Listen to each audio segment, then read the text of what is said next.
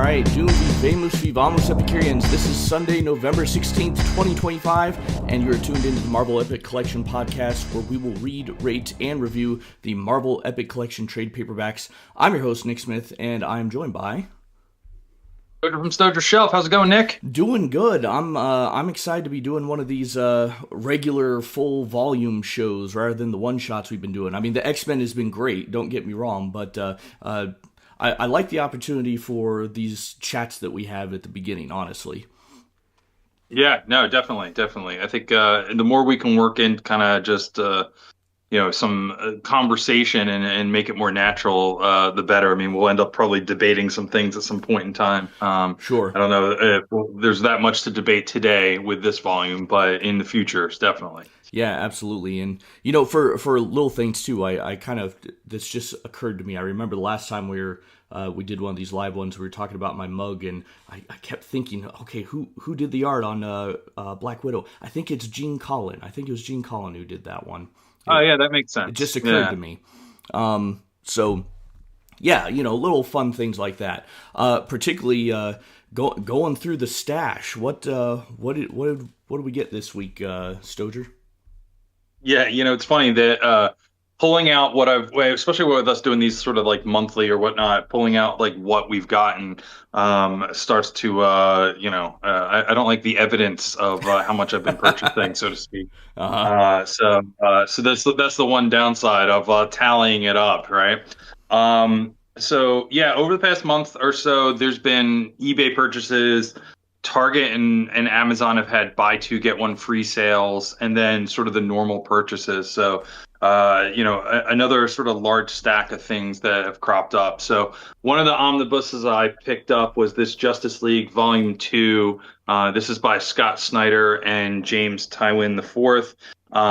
The whole reason I got this run, these two volumes of Justice League, not only is because the art's pretty good and I've heard decent things about the stories, but I have the Dark Knight Death Metal Omnibus. So you're not a big DC guy. No, So I don't really know at much. the end of Scott Snyder's Batman is a great jumping on point. It's the new 52 Batman. Got Greg Capullo on art with Jock and some other people doing art. It's a great series. And at the end of that, there was sort of afterwards, right? Immediately afterwards, there was a crossover called Dark Knight's Metal. And that book was basically like, what if there was an evil multiverse and there were these Batman from the different multiverses, and they're basically like Justice League allegories. So there's like a Batman that's kind of Superman-ish. There's a Batman that's like the drowned one. So it's a she actually. It's like an Aquaman one, so on and so forth.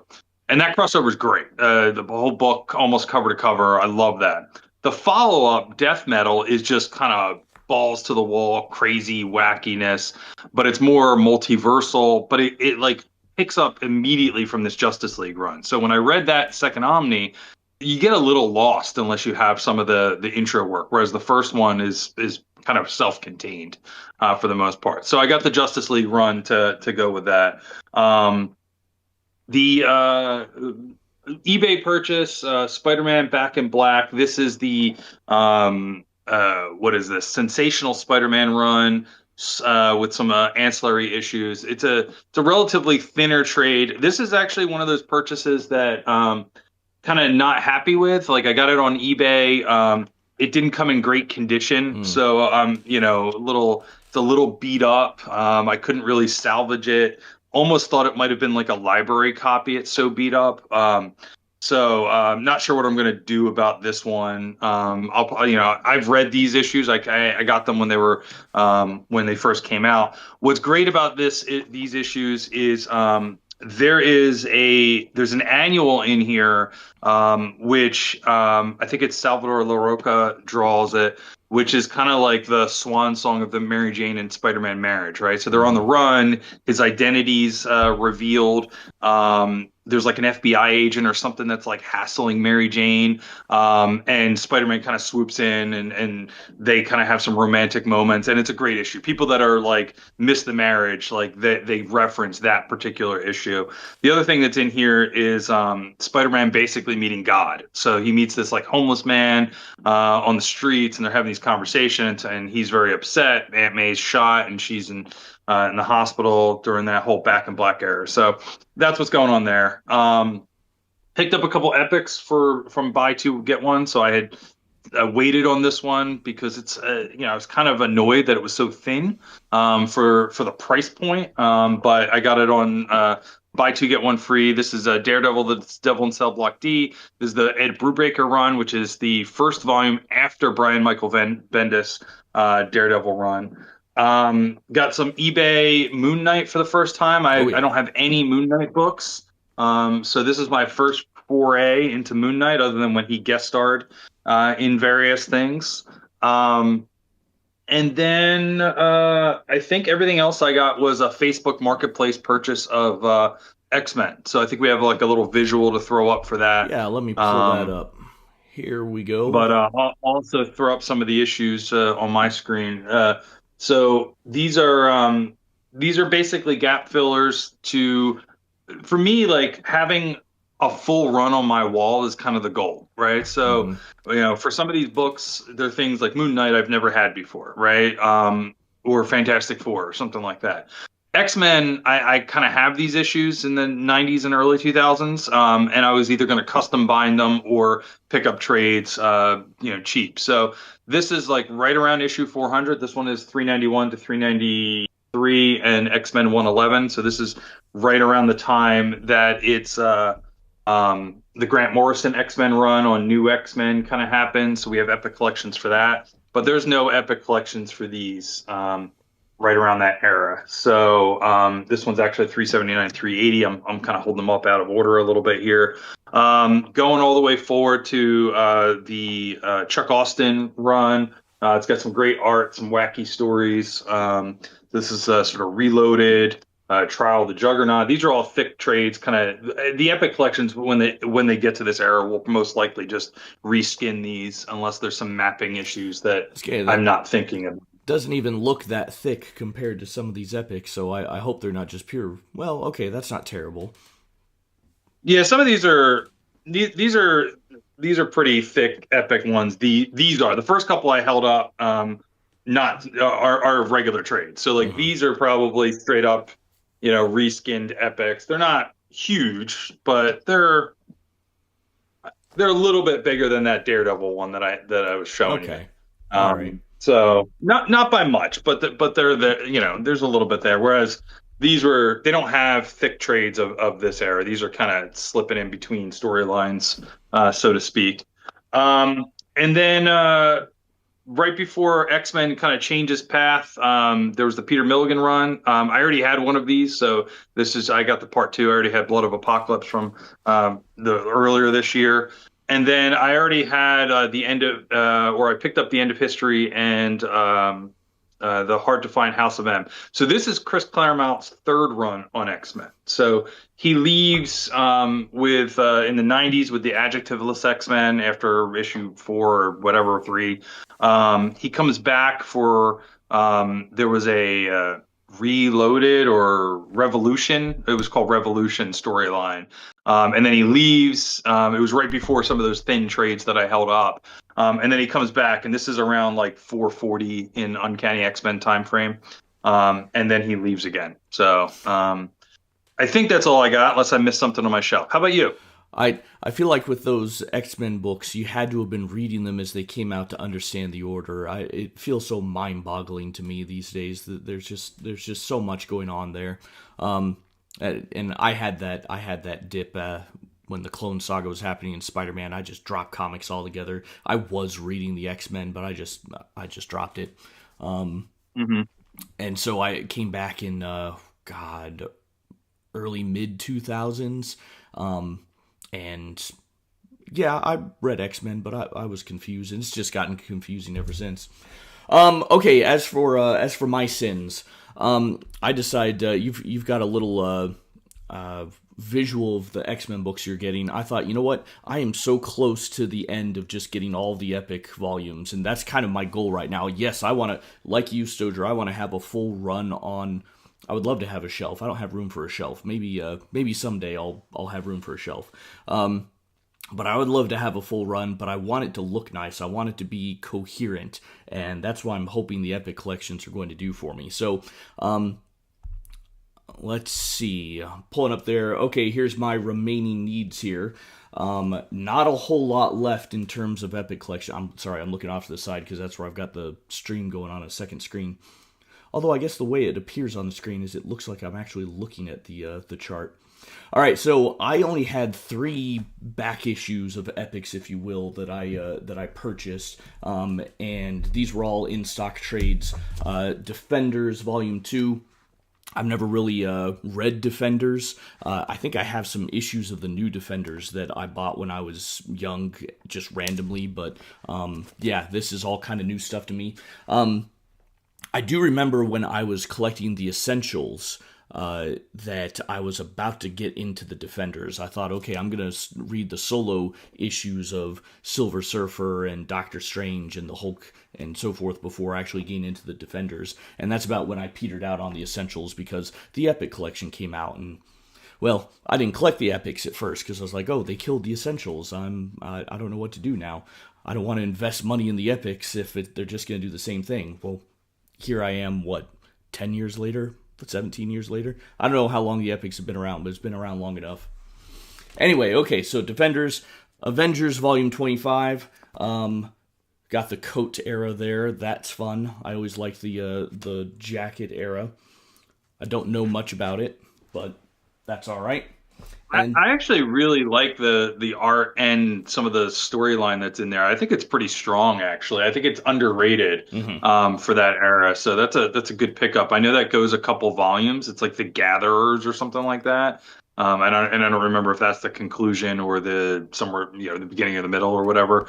But yeah, that's a good pickup. yeah.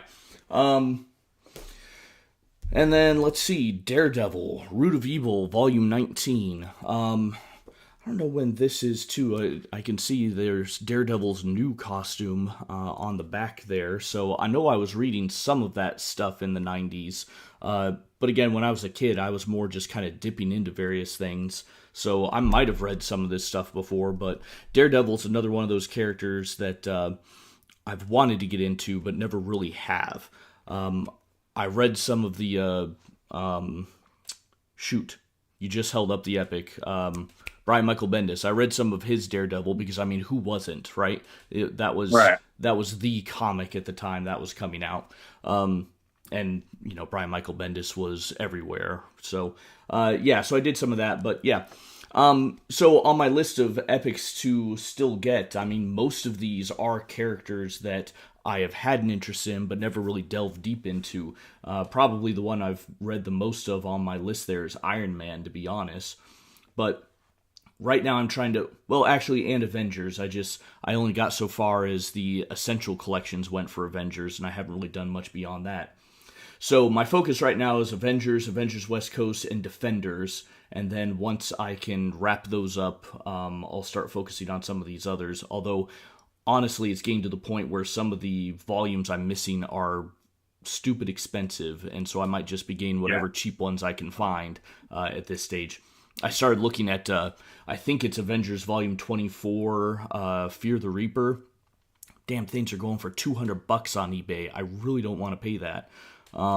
So, yeah, there was like one volume I could find that was going for $100, and while I still don't want to pay that, I'm willing to consider that if that's the last hole I have to fill, but it was a library edition, and I don't want all the library stickers and stuff on it, So now 75, I think $75 is somewhere in that neighborhood, like maybe like 75 with shipping is the most I've ever paid for something that I couldn't find.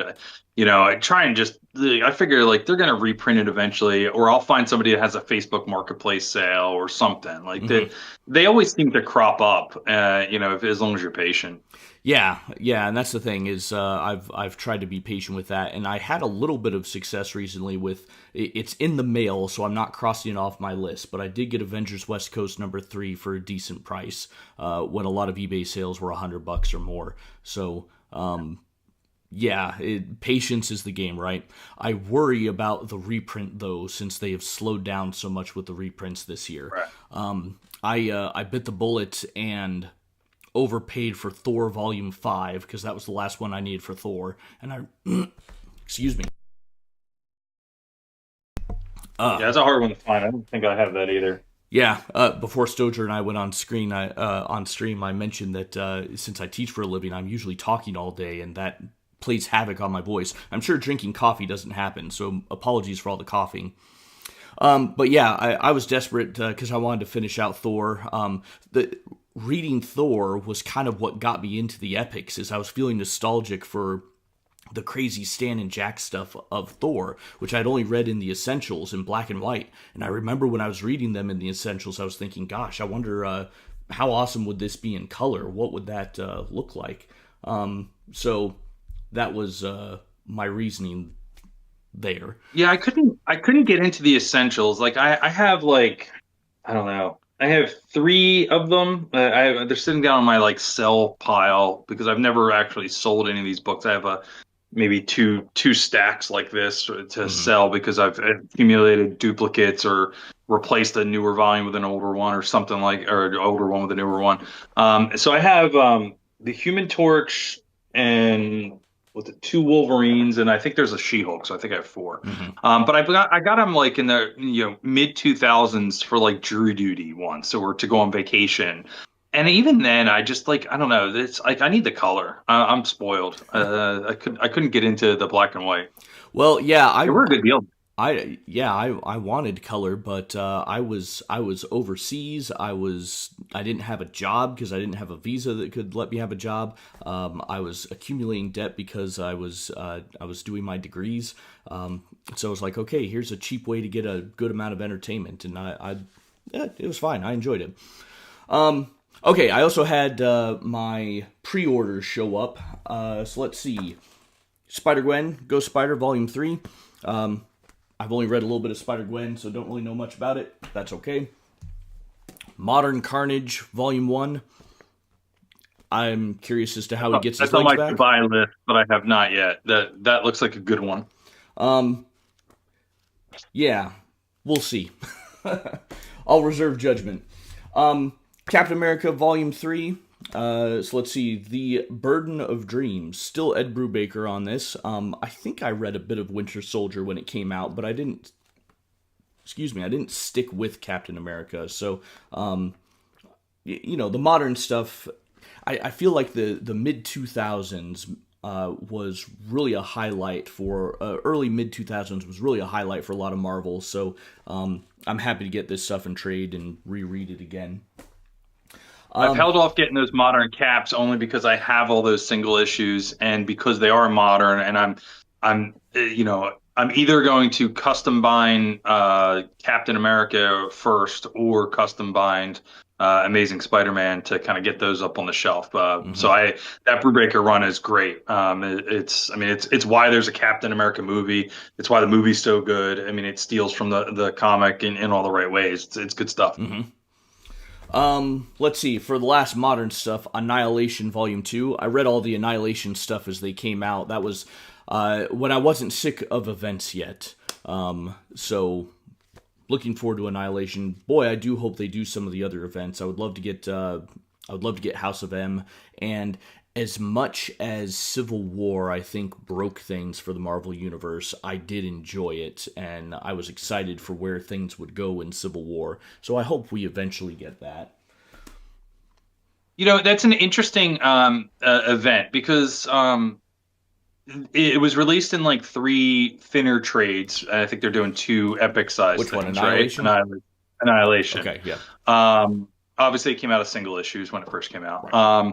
But it was more of like we're gonna give these like characters these like short limited series, these like 4 or 6 issue, whatever they were, and have them funnel into the event versus having an event that's like the spine and having things offshoot. from it, Mm-hmm. right? So I almost feel like this event, while I'm glad it's there as an event book and it might crack the door open, it's a little bit of a unicorn in that way, right? Mm-hmm. Because events are, either, you know, there's the main event book and then there's everybody just playing in the playground where the stuff has nothing to do, very little to do with the main story. Or you get like offshoots, right? Where it's like the spine is just kind of giving you the status updates. And if you really want to see what that mission was, you got to go follow these issues over here. Whereas this one more like funneled the mini series into the main series, if that makes sense. Mm-hmm. I don't know. Yeah. It's been so long since I read it that I don't fully remember exactly what was happening, but I like your description of how it seems like events these days, anyway, are just the spine, and then they do everything else and all these other ones. It makes it so impossible to follow and read. But of course, they're doing that on purpose because they're trying to get you to read other books and buy other books. And that's also why I'm just sick of it. I mean, that's why I dropped Spider-Man during the Clone Sagas, because they were doing that exact same thing. You had to buy all 4, even 5 Spider-Man issues a month, and I couldn't keep up with that when at that age. I didn't have the money, I didn't have the time. All right, some classic stuff. X-Men Volume 13. Of course, this is going to be good for the reading club. Yep, fairly certain I've read this stuff before. What does this get up to? X-Men 210? Yeah, fairly certain I've read all this. I think I've read up to about... Actually, I've probably read up to 350 of X-Men, something like that. So, looking forward to dipping back into that when we get to it. Moon Knight. It's a Moon Knight podcast, except it's a Fantastic Four podcast, Volume 6. I probably dipped into this here or there. It's got Amazing Spider-Man issues in it, so that's probably the round robin. Yeah, that's round robin. So I read that story over and over again as a kid. That was one of the first long-running storylines and issues that I got when I was a kid. So yeah, that is in my wheelhouse for what I grew up on.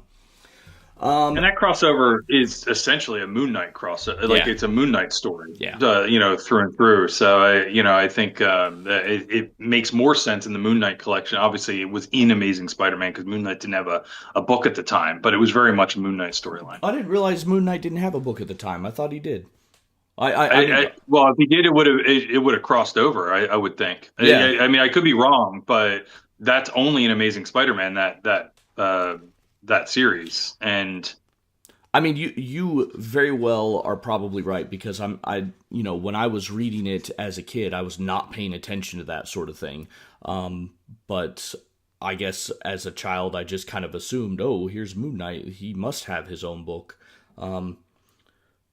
So, well, yeah, you'd probably be able to figure it out from the issues in that epic. But and Moon Knight's a blind spot for me, so I'm saying that a little bit of a shot in the dark. I'm assuming that it wasn't a literal crossover because he didn't have his own series.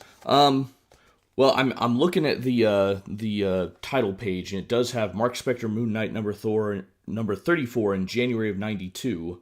The Amazing Spider-Man story begins in November of '91. Well, then again, maybe that's still no. Yeah, it looks like Moon Knight was happening at the same time. Weird that it didn't actually cross over. Yeah, then it's just an oddity because, like, Yeah. I mean, not. I don't want to spoil the storyline for people who haven't read it, but Yeah, yeah. No, the you're right. It's villain, a Moon everything Knight that's story. about it is, yeah, it's a Moon Knight story. So yeah, all right, never mind then. No, it's all good. Let's see. Last one in my pre-orders. Ghost Rider Volume 3. Ghost Rider, blind spot for me too, but Flaming Skull Dude on a motorcycle, why not? So, one of these days, I'll get around to all these. There's a part of me that's depressed to see this massive stack that I have purchased in the last month, when I have really only read 2 epics this month. But then I have to remind myself, it's the school year. I don't have a whole lot of time. I've been grading essays for the past 2-3 weeks, and boy, does that take a lot of time. Thanksgiving is coming up soon. I'll have some time to read then. Winter break, and then summer. I'm going to crack through a bunch of these, I'm sure. I mean, I love just pulling a random book down and reading a couple issues and putting it back on the shelf, to be honest with you. And I know, you don't have the same shelves that I have, but it's in the name of the account, Stoger Shelf. It's kind of built in a requirement. But to me, I mean, part of doing these reading clubs is to force me to kind of make sure I never miss anything. Mm-hmm. But also, I like pulling down a X-Men, a Spider-Man, a Justice League, and then bringing it up and kind of flipping through whatever I want, like almost like a, a la carte, whatchamacallit, you go out to a restaurant, Mm-hmm. Yeah. buffet. Okay. Yeah, that's the word I was looking for. I did forget one issue. I don't think I've talked about this last time. Stop me if I did. But when we talked about crossovers, I forgot that I picked up the at the end of September, Crisis on Infinite Earths. Did we talk about this at all? Sounds familiar? Maybe. I'm not sure. Again, Okay. I know so little about DC that it all just kind of melds together in in my mind. Yeah, so that is one of the event books that DC's putting out. The DC Finest I get on really cheap, $18 on in stock trades on release week.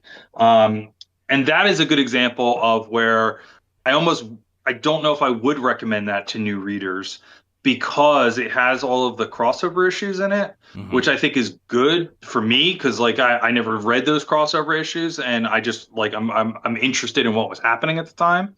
But the actual just straight through 12 issue limited series that's collected would be the ideal. Like I've never read this before. Let me read it straight through because this has the George Perez on all 12 issues. You don't need to read the tie-in issues to understand anything in this series, Mm-hmm. right? It just maybe expands on it. So, so DC is kind of, gives you the ability to do it both ways with these event crossovers, and or event books, and I'm looking forward to Marvel copying them.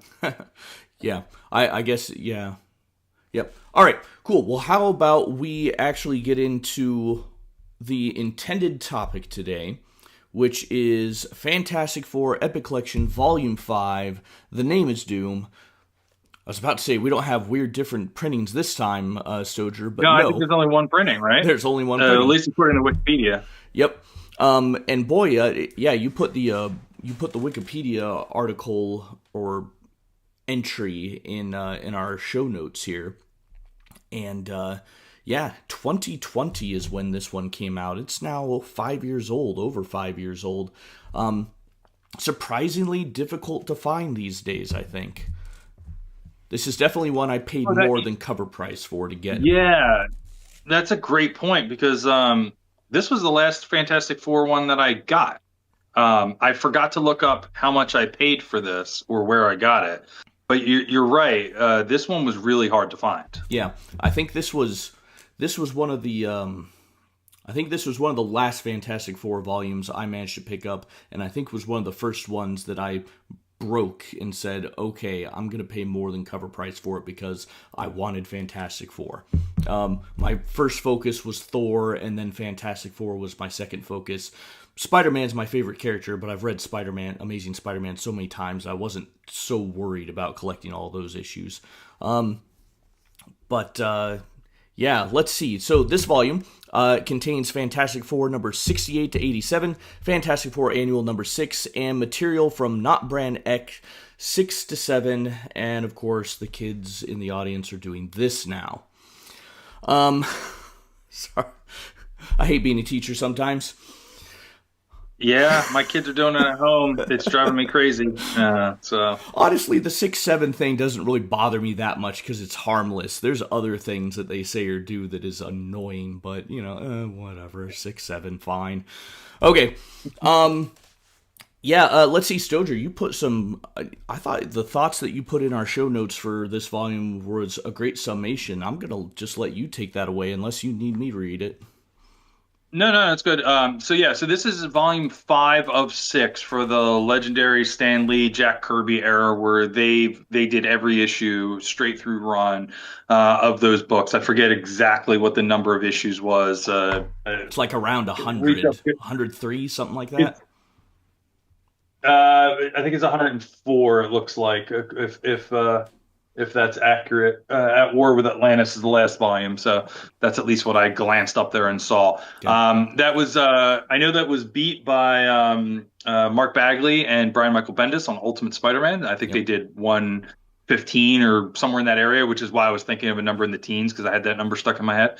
Um, so at this point in the volume, they've introduced all of the villains for the most part that we talk about. I think Annihilus is the only one that's really introduced in here that we'll talk about.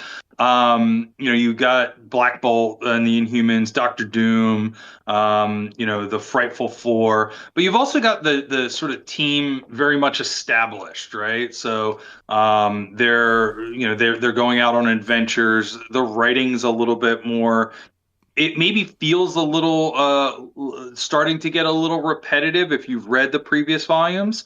But I think it's really like it's really just more of like comic book, setup, right? In the sense Hmm. that like, yeah, you're not getting sort of like new introduction every time. You're just getting sort of like top tier comic book writing at that time for this book. It hasn't gone off the rails and gotten bad yet. Not to say that that volume six gets there, but towards the end they start to run out of ideas, and it's why they get off the book. But but you're also not getting all those like introductions of things. It's a very solid run and solid portion. Reed and Sue are married. Things like that throughout this book. So that's the kind of quick, where are we at in this whole realm of things. Yeah, it definitely seems like this volume is, we hit peak with volume 4, right? And then this is just kind of hitting its stride, not going down necessarily, but just kind of staying the course, right? Okay, so with that, let us get into the individual issues. I'm going to get the comic screen up, and of course, this is when things go wrong with the stream. Happy to. I feel so bad about the last recordings we did because they were a bit choppy, but the arcade game playthrough I did yesterday was looking good, and so far this is looking good. All right. So we're going to start here with Fantastic Four number 68. His mission: destroy the Fantastic Four. Of course, this is a joint Stan Lee, Jack Kirby production with Joe Sinnott on inks, and I think that is our that stays consistent throughout. The only thing that changes, I think, is color and letterer. But for art and words, we've got the same group the whole way through. Okay, so in this issue, Ben Grimm has another bout of feeling sorry for himself about his appearance being the thing. This time, Reed Richards, Mr. Fantastic, of course, he gets the help of a famous chemist named Dr. Santini to help, except that Dr. Santini has been replaced by some mysterious figure who rigs the device set to change Ben and instead makes Ben angry and violent. All right, Stojr, any thoughts on this one? I mean, we're gonna try and do quick thoughts for every issue because there's a lot of issues to get through. Yep. But so on this one for me, kind of rapid fire thoughts. The every time I hear the name Santini, I'm just thinking we're gonna hit Sunny at the Causeway. It's just a very specific name, and being Italian, it was great to see a name that sounds of Italian descent in here. It just gets repeated so many times. This is an issue where I think like the writing feels very 60s in the sense that like there's a lot of people doing exposition. So when he's getting captured by the androids, he's like narrating. It seems a little odd as you go through that. But I love Kirby's art throughout this. I mean, there's a panel that I didn't put in the show notes, but on page 12 with Johnny Storm kind of pissed off that somebody's hitting on his girlfriend.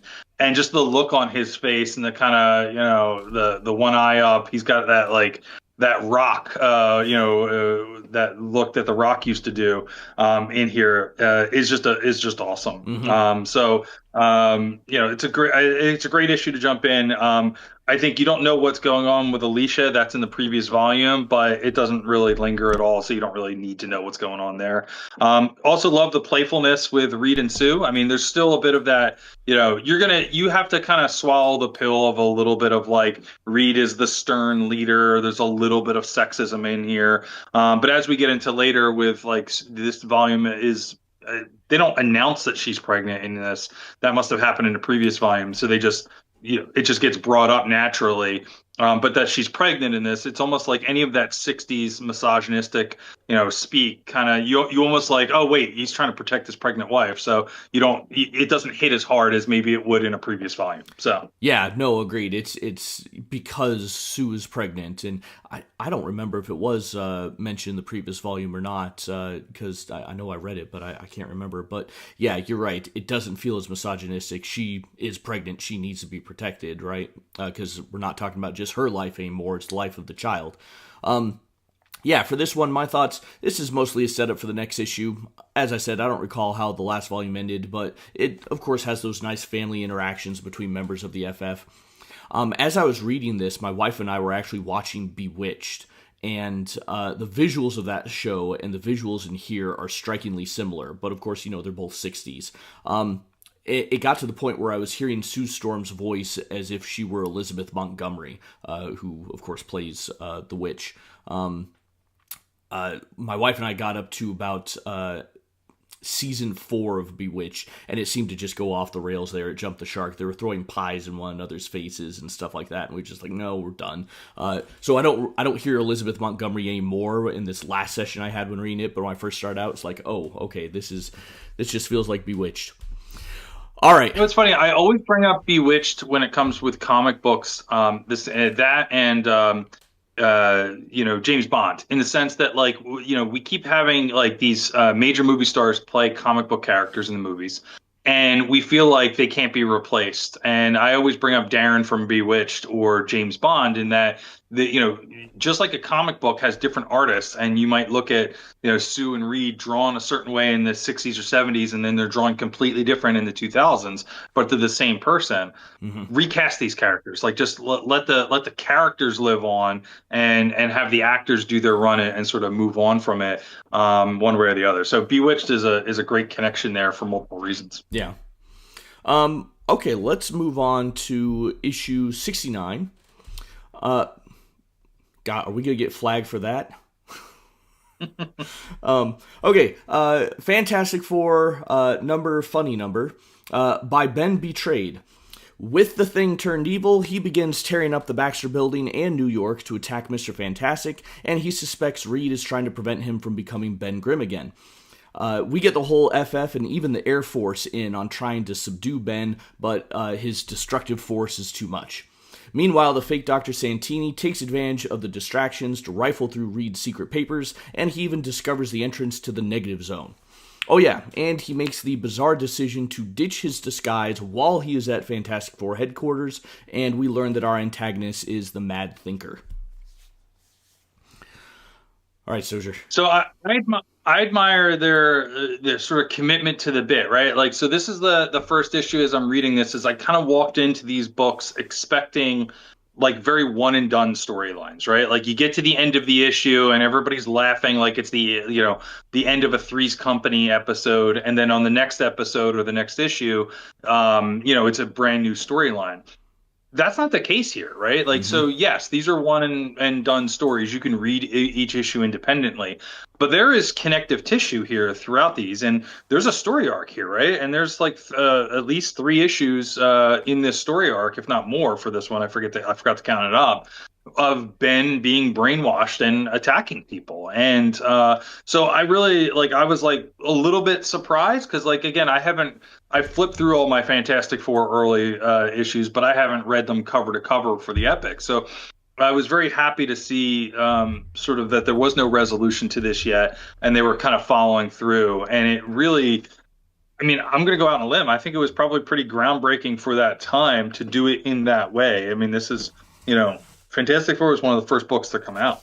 So. Yeah, I'll to that point, you see this more in the previous volume, in volume 4, that they were doing a thing where to have cliffhangers at the end of every issue, they would basically end the story in the middle of the issue and start a new story. And like the Galactus trilogy is like that. I think I mentioned this in my wrapping up, but the Galactus trilogy ends in the middle of the issue and then it starts something else where like Johnny Storm goes off to college or something like that. And that's kind of jarring. And I think here we get the best of both worlds. We do get those cliffhangers. We do get a continuing story, but it is self-contained. It's still just a single issue. You get a good story there too. Anyway, I thought, Yeah, John Byrne did that with the Spider-Man Chapter 1 or Chapter 0 in the 90s when he tried to redo, or the early 2000s, it was like the year 2000, where he redid Spider-Man's origin and like literally every issue, it was like everything was shifted so that, it ended midway through the issue and then the next storyline picked up. And I found that very jarring reading that in the 2000s. So what you described there as from the earlier volumes makes a lot of sense. yeah, I think when I first noticed something like that was actually reading the Steve Ditko issues in the Incredible Hulk. Although it wasn't Hulk's own book, it was Tales to Astonish. I think Ditko was doing something like that, if I'm remembering properly. Um, anyway, this was a fun beat 'em up issue. I thought the greatest victims, of course, is New York City. The Fantastic Four melting towers, destroying buildings. The Thing even hijacks a dump truck. So lots of destruction. And there's a lot here that I like how it shows off Kirby's attention to detail in his drawings, but at the same time is creating dynamic panels which don't require a lot to draw. For example, the first panel on page 28. Let me see if I can pull that up here. That first panel up there, it's what do they call that? The Kirby crackle that's got the little circles and everything, right? The Thing is taking the disruptor gun from Reed. It looks nice and detailed, but you can tell he's skipping out on actually drawing things, right? So that's how he saves time. Yeah, and just in my wrap up, I pointed out Kirby's layouts, and since you kind of talked about the layouts a little bit, just to add on to that, as we go through these issues, what I started to notice is that there's I don't know, I didn't count them, but there's 10 different versions throughout this book of layouts, right? You Mm-hmm. get four panels, you get four panels and a wide, you get eight panels or six panels rather. You get a splash page. Sometimes the wide is broken up into three boxes, and that's it, right? And you might think that that's a criticism or a negative the way I worded that, but because he has it laid out that way, you're almost like expecting it. So like the panel layout doesn't take away from the art or the storytelling. Like it's almost like it works within there. So then when there are cases where the letterer breaks the panels or when the action goes across, it stands out a little bit more because you're kind of trained, your eyes have been trained to sort of a very similar look and feel across all the different pages, even though there is variety in it, Mm-hmm. right? Because they'll move that wide panel up to the first row or the middle row or the bottom row, or have symmetry on the pages and so on and so forth. Yeah. All right, let's go on to issue 70. Let's see. My show notes say Dantastic Four, number 70. But of course, Fantastic Four, number 70. When Fall the Mighty, Reed and Johnny go after the Mad Thinker. Meanwhile, Ben is still on the loose and he's still angry. Ben catches up with his teammates and appears to defeat Mr. Fantastic just as a new android menace, summoned by the Mad Thinker, breaks into the Baxter building. Any thoughts on this one, Stoger? Yeah, I mean, I found it funny that well, that at the end of the last issue, he was able to grab a coat randomly that fits him, Oh, yeah. because it's supposed to be huge, and that as he's wearing this trench coat and walking around the city, nobody notices him. But I think that is very New York. I almost believe that everybody's gonna mind their own business as they're walking around New York and actually wouldn't notice the guy, the big rock guy in a trench coat. You get very 60s things here with like the newspaper boy on the street, extra kind of announcing things. But again, these crowd shots that Kirby does, like every single person looks unique. Mm-hmm. Like I used ChatGPT in one of the later issues to try and look up some characters to say, is this like a reference to somebody? Is this like a movie star at the time or an actor at the time on a TV show that like, because the people look so distinct and unique that I was almost I was like, this has got to be somebody that's like on a TV show or something like that, and I couldn't find anything. I think this is just the way he draws those crowd shots, and I think that's great. I mean, every single person has still a very 60s look and a very Kirby style, but you get a lot of variety in just throwaway background characters. Although you say that, I do think that the way he draws some of the women is very samey. I mean, Crystal and Sue Storm look very much the same. But yeah, otherwise, that he definitely is doing a good job with some of the guys, and weird characters. There's a part of me that wonders if Kirby either didn't like or struggled with faces, because I'm thinking of the Eternals issues, later on in the 70s. He does a lot of weird things where stuff is in front of people's faces, just like a weird bar or a hand happens to be just covering somebody's face, which stood out to me because it happens so often. Not so much in this Yeah, stuff, but no, no, and I can see that, I guess maybe there's a part of me that's that '60s haircut that everybody had, all could the be women it. had, Yeah. or at least all the women had in this book. I'm kind of giving him a bit of a pass for looking the same because I think like that haircut makes them look the same. Like I've looked at old pictures of like my mom or her friends or my aunt, and I'm like, oh yeah, they do all look the same with that haircut and things like that. But it's a good point. I will point out like the way that the Mad Thinker's face looks, very wrinkled and sort of almost melty, just from age and things like that. Looks very different and very distinct. But yeah, I mean Johnny and Reed aren't like worlds apart on some of these pages too. Mhm. So fair criticism, fair point. Yeah, and I've learned about myself when learning students' names that I differentiate by hair, their hairstyle, hair color. For some reason, that's how I learn people's names and faces. So, yeah, if the hair is the same, that could also be a fault on my part. As for my thoughts on this issue, I would probably feel more invested in this if I had read it when it was coming out. It is a heck of a cliffhanger with Ben supposedly dead. Both the Human Torch and Mr. Fantastic are unconscious, and Sue is left alone to face the new robot. But of course, we know they're going to get out of it alive. It's a decent enough cliffhanger, but I already know the result of it. I am curious about Kirby's decision to have a splash page with a robot on it, but with the robot's back turned to the viewer. Let's see, it's this one, page 65. Uh-oh. Oh, hopefully I'm not dropping anything. This is where we get into trouble. I got a little warning there. Encoder overloaded. Um, let's see. It says consider turning down video settings. I wonder if I can do that midstream. I've never actually done that before. Well, I can't hear the audio on the stream, but the video doesn't look like it's doing anything wrong, on YouTube at least. Okay, all right. So Uh, maybe we're fine then. Maybe that's just warning me that it was getting to be too much. All right. So anyway, this robot on page 65, his back is turned to the reader. That seems so weird to me, particularly since this is not the last page. It's the second to the last page, and having a splash page at the end of the book is a dramatic way to wrap things up, to reveal something, and that would make sense. But to have a full splash page of the android just walking away and walking to the Baxter building seems like an odd choice to me. I don't know if maybe Kirby was short on time and was just a splash page is easier for him. Maybe he already did the last page and needed some kind of filler and couldn't think of anything else. I don't know, but I just thought that was a weird choice. yeah, and I would agree with that. I mean, this isn't my favorite Kirby splash page in the issue, especially since this robot is very sleek and not very distinctive. Yeah, He also did the trick of just kind of the sky is just one color.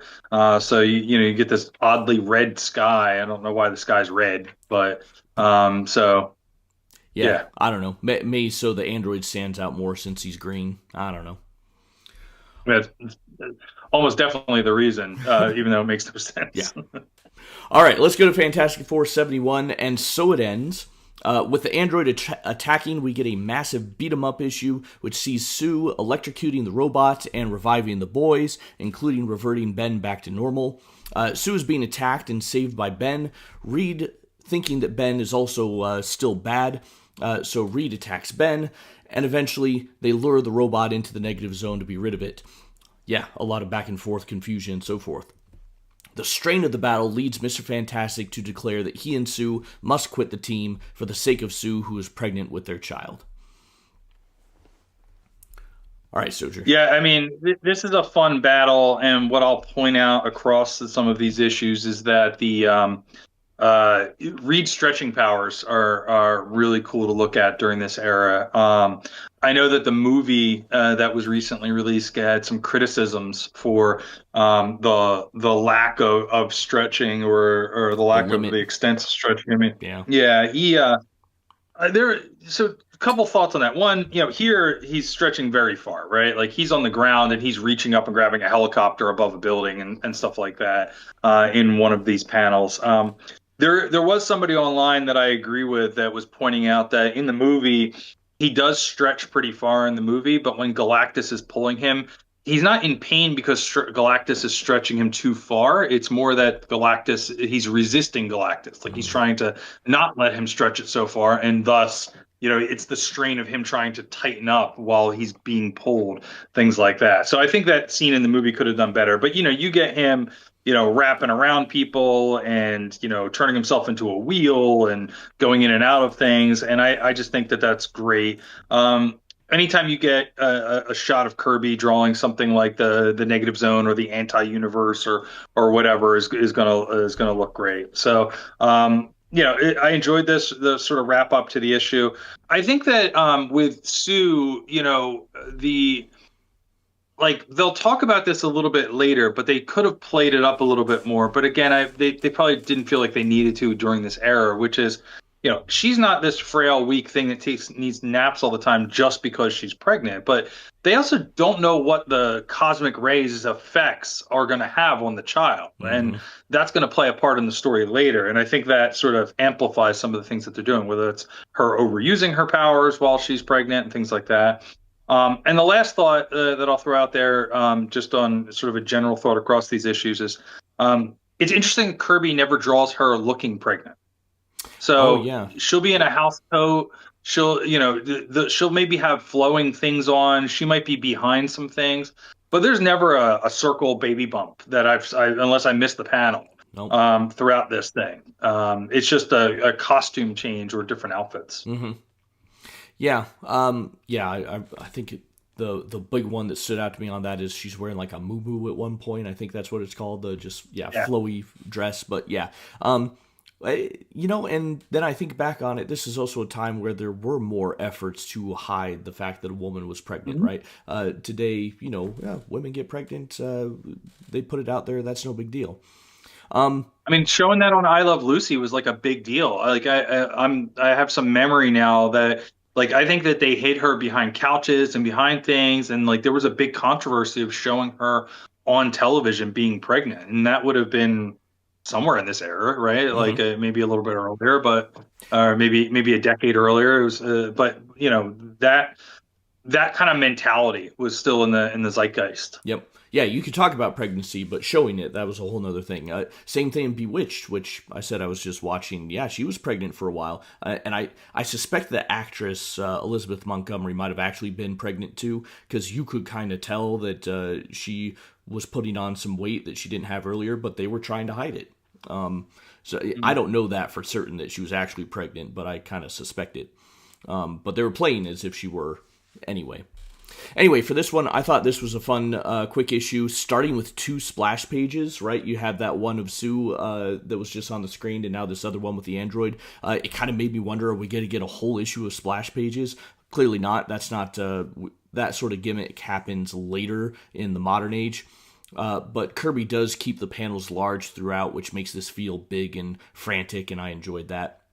I love the little details on the android, the jetpack on his back lifting him up off the ground, his head turning into a radar detector to find Sue, and then the weird disintegrator beams that come out of his head. It's weird, but it's cool, it's fun.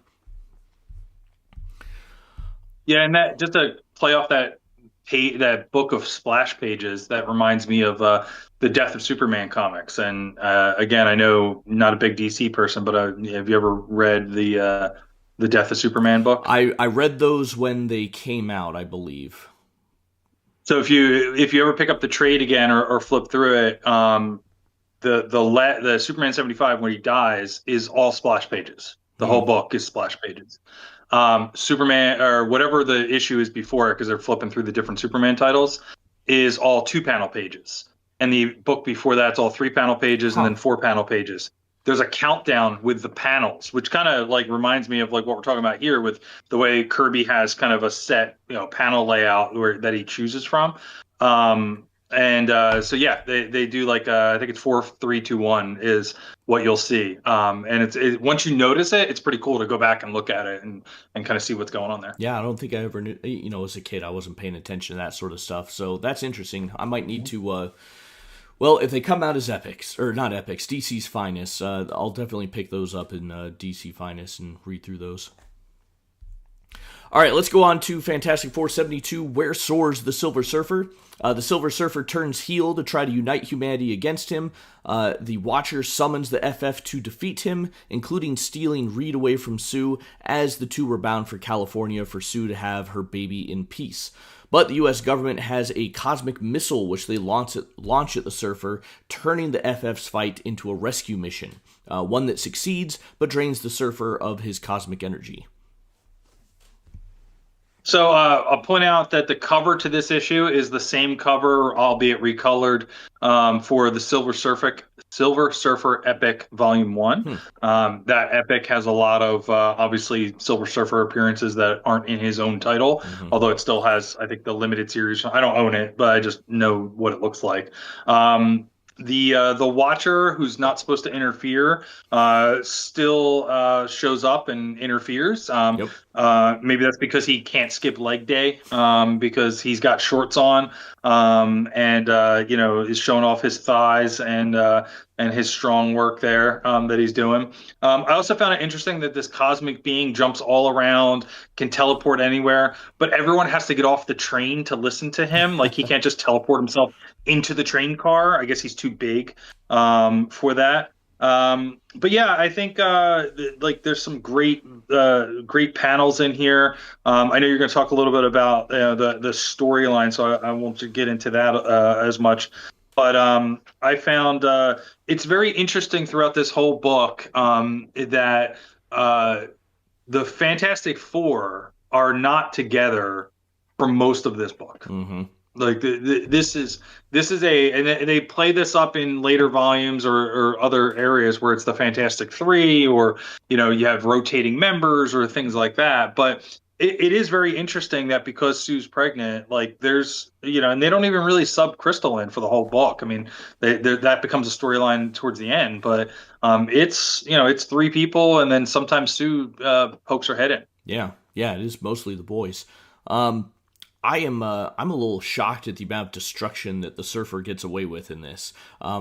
And that the Comics Code didn't censor it, honestly, right? He's destroying entire blocks of buildings. He destroys one of the Great Pyramids. It's incredible visually, right? But how did that not get censored? That kind of surprises me a little bit. And excuse me, there's a part of me that wonders that if Jack just drew this to have another big beat 'em up issue, and Stan was trying to keep the Surfer more on the heroic side by giving him this noble cause of trying to unite humanity against a common enemy.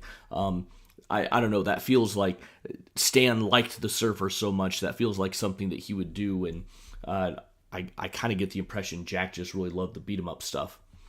Was that part of the Comics Code back? Like I always think of the Comics Code of like things like drugs and the typical like needle in the eyeball from the horror comics in the 50s and all that stuff, but like just blowing up buildings was something that was kind of against the code. I am not certain about that, to be honest, because I know that there was a lot of effort in a lot of these books to mention that, this building that's being destroyed, it was going to be condemned anyway, and stuff like that. So I'm not certain. I've not been able to find a version of the Comics Code from before it was revived in the 70s. I'm sure there's probably one out there, but I can't say I found it. I probably need to do a little more research, and because I'm sure it's out there somewhere. So that is a guess on my part. No, it's a valid guess. I just was curious if if there was other examples that over time. Yeah. But sorry, go ahead. That's okay. So we're going to change things up a little bit. We're going to issue a no prize award in the middle of the episode now. I figured out how to do this so we don't have to leave them to the end. So in the Mighty Marvel tradition, we'll give out some no prize awards, which gives us a chance to highlight some of the fun and weird things found in this volume, or highlight what the volume does best. We're going to start interspersing these, as I said, so our first no prize does happen in this issue. We're going to call this one the Who Watches the Watchmen Award, which is going to Silver Surfer number 72 for essentially channeling Alan Moore 18 years before the creation of the Watchmen and this plot device of having a worldwide threat to unite humanity. And there I got on the screen some of the explosions and destruction that the Silver Surfers engaged in. All right. Got our little joke there in. Let's continue on. And here's where things get dangerous, is when I change comics. Oh, it was fine that time. I didn't get any warning bells. Oh, now I'm getting the warning bell. Can never win. All right, fantastic. I was like, oh, I get worried. I was like, oh, it might have froze, but that was because my screen paused. I was like, oh, I have to hit play again on my side. Okay, Fantastic Four number 73. I didn't write down the name of this issue, but actually I've got it on the screen. The Flames of Battle. All right, this story actually picks up from a story in Daredevil number 38, which I never read, so I'm kind of being thrown in the middle of this. In this, Doctor Doom supposedly impersonates Daredevil, and interestingly, this issue of Fantastic Four is in the Daredevil Epic Collection Volume 2, but we don't get the Daredevil issue in this Fantastic Four volume. I don't know why. I mean, this is a thin enough volume, they probably could have included it, but whatever, it's not there.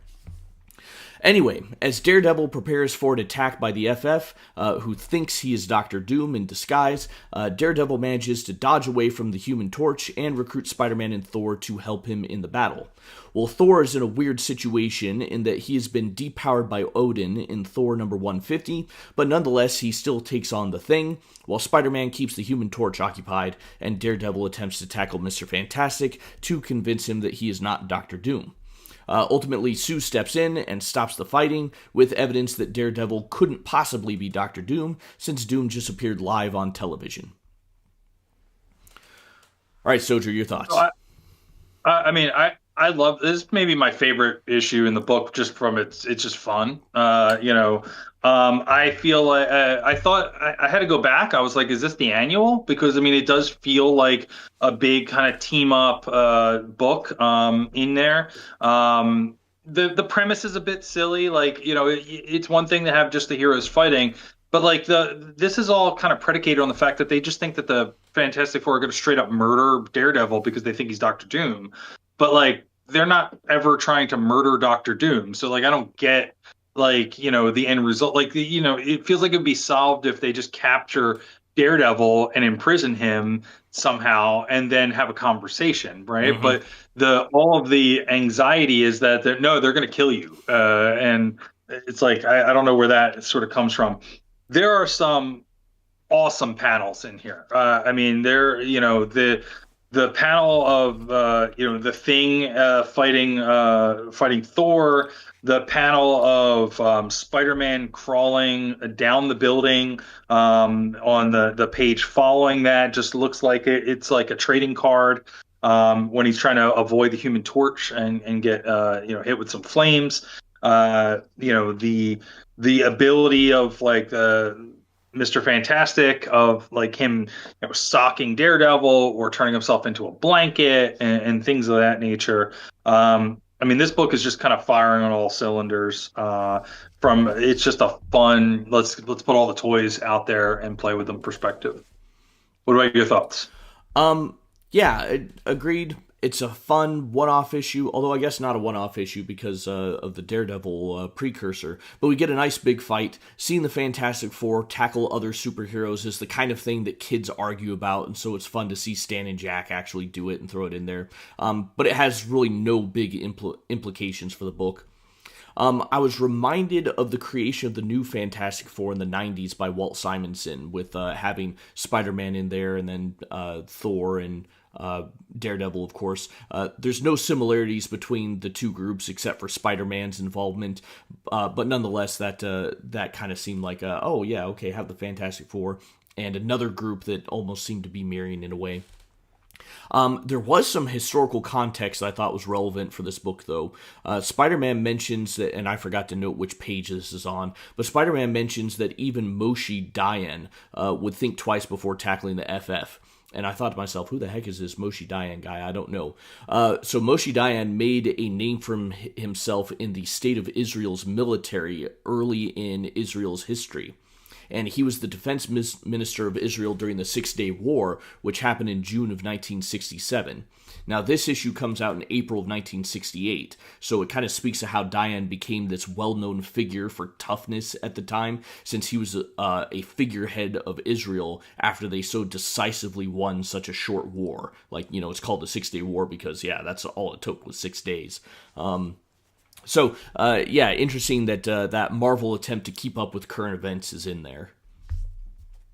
Yeah, and you have the Daredevil collection, right? I don't have. It's like Mike Murdock Must Die or something like that. Is the volume 2? Yeah, I've got it. I don't have it near me because I don't have shelves, but yeah.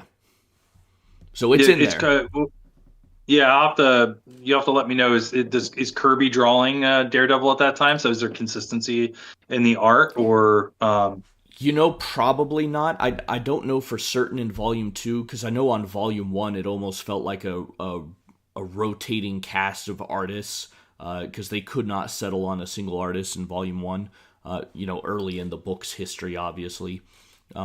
Although I think eventually John Romita becomes the artist on Daredevil for a while, but I don't think that no, you're continues. right. I don't think Kirby's not credited on the first volume actually, because it's Wood and Orlando and Romita, as you said.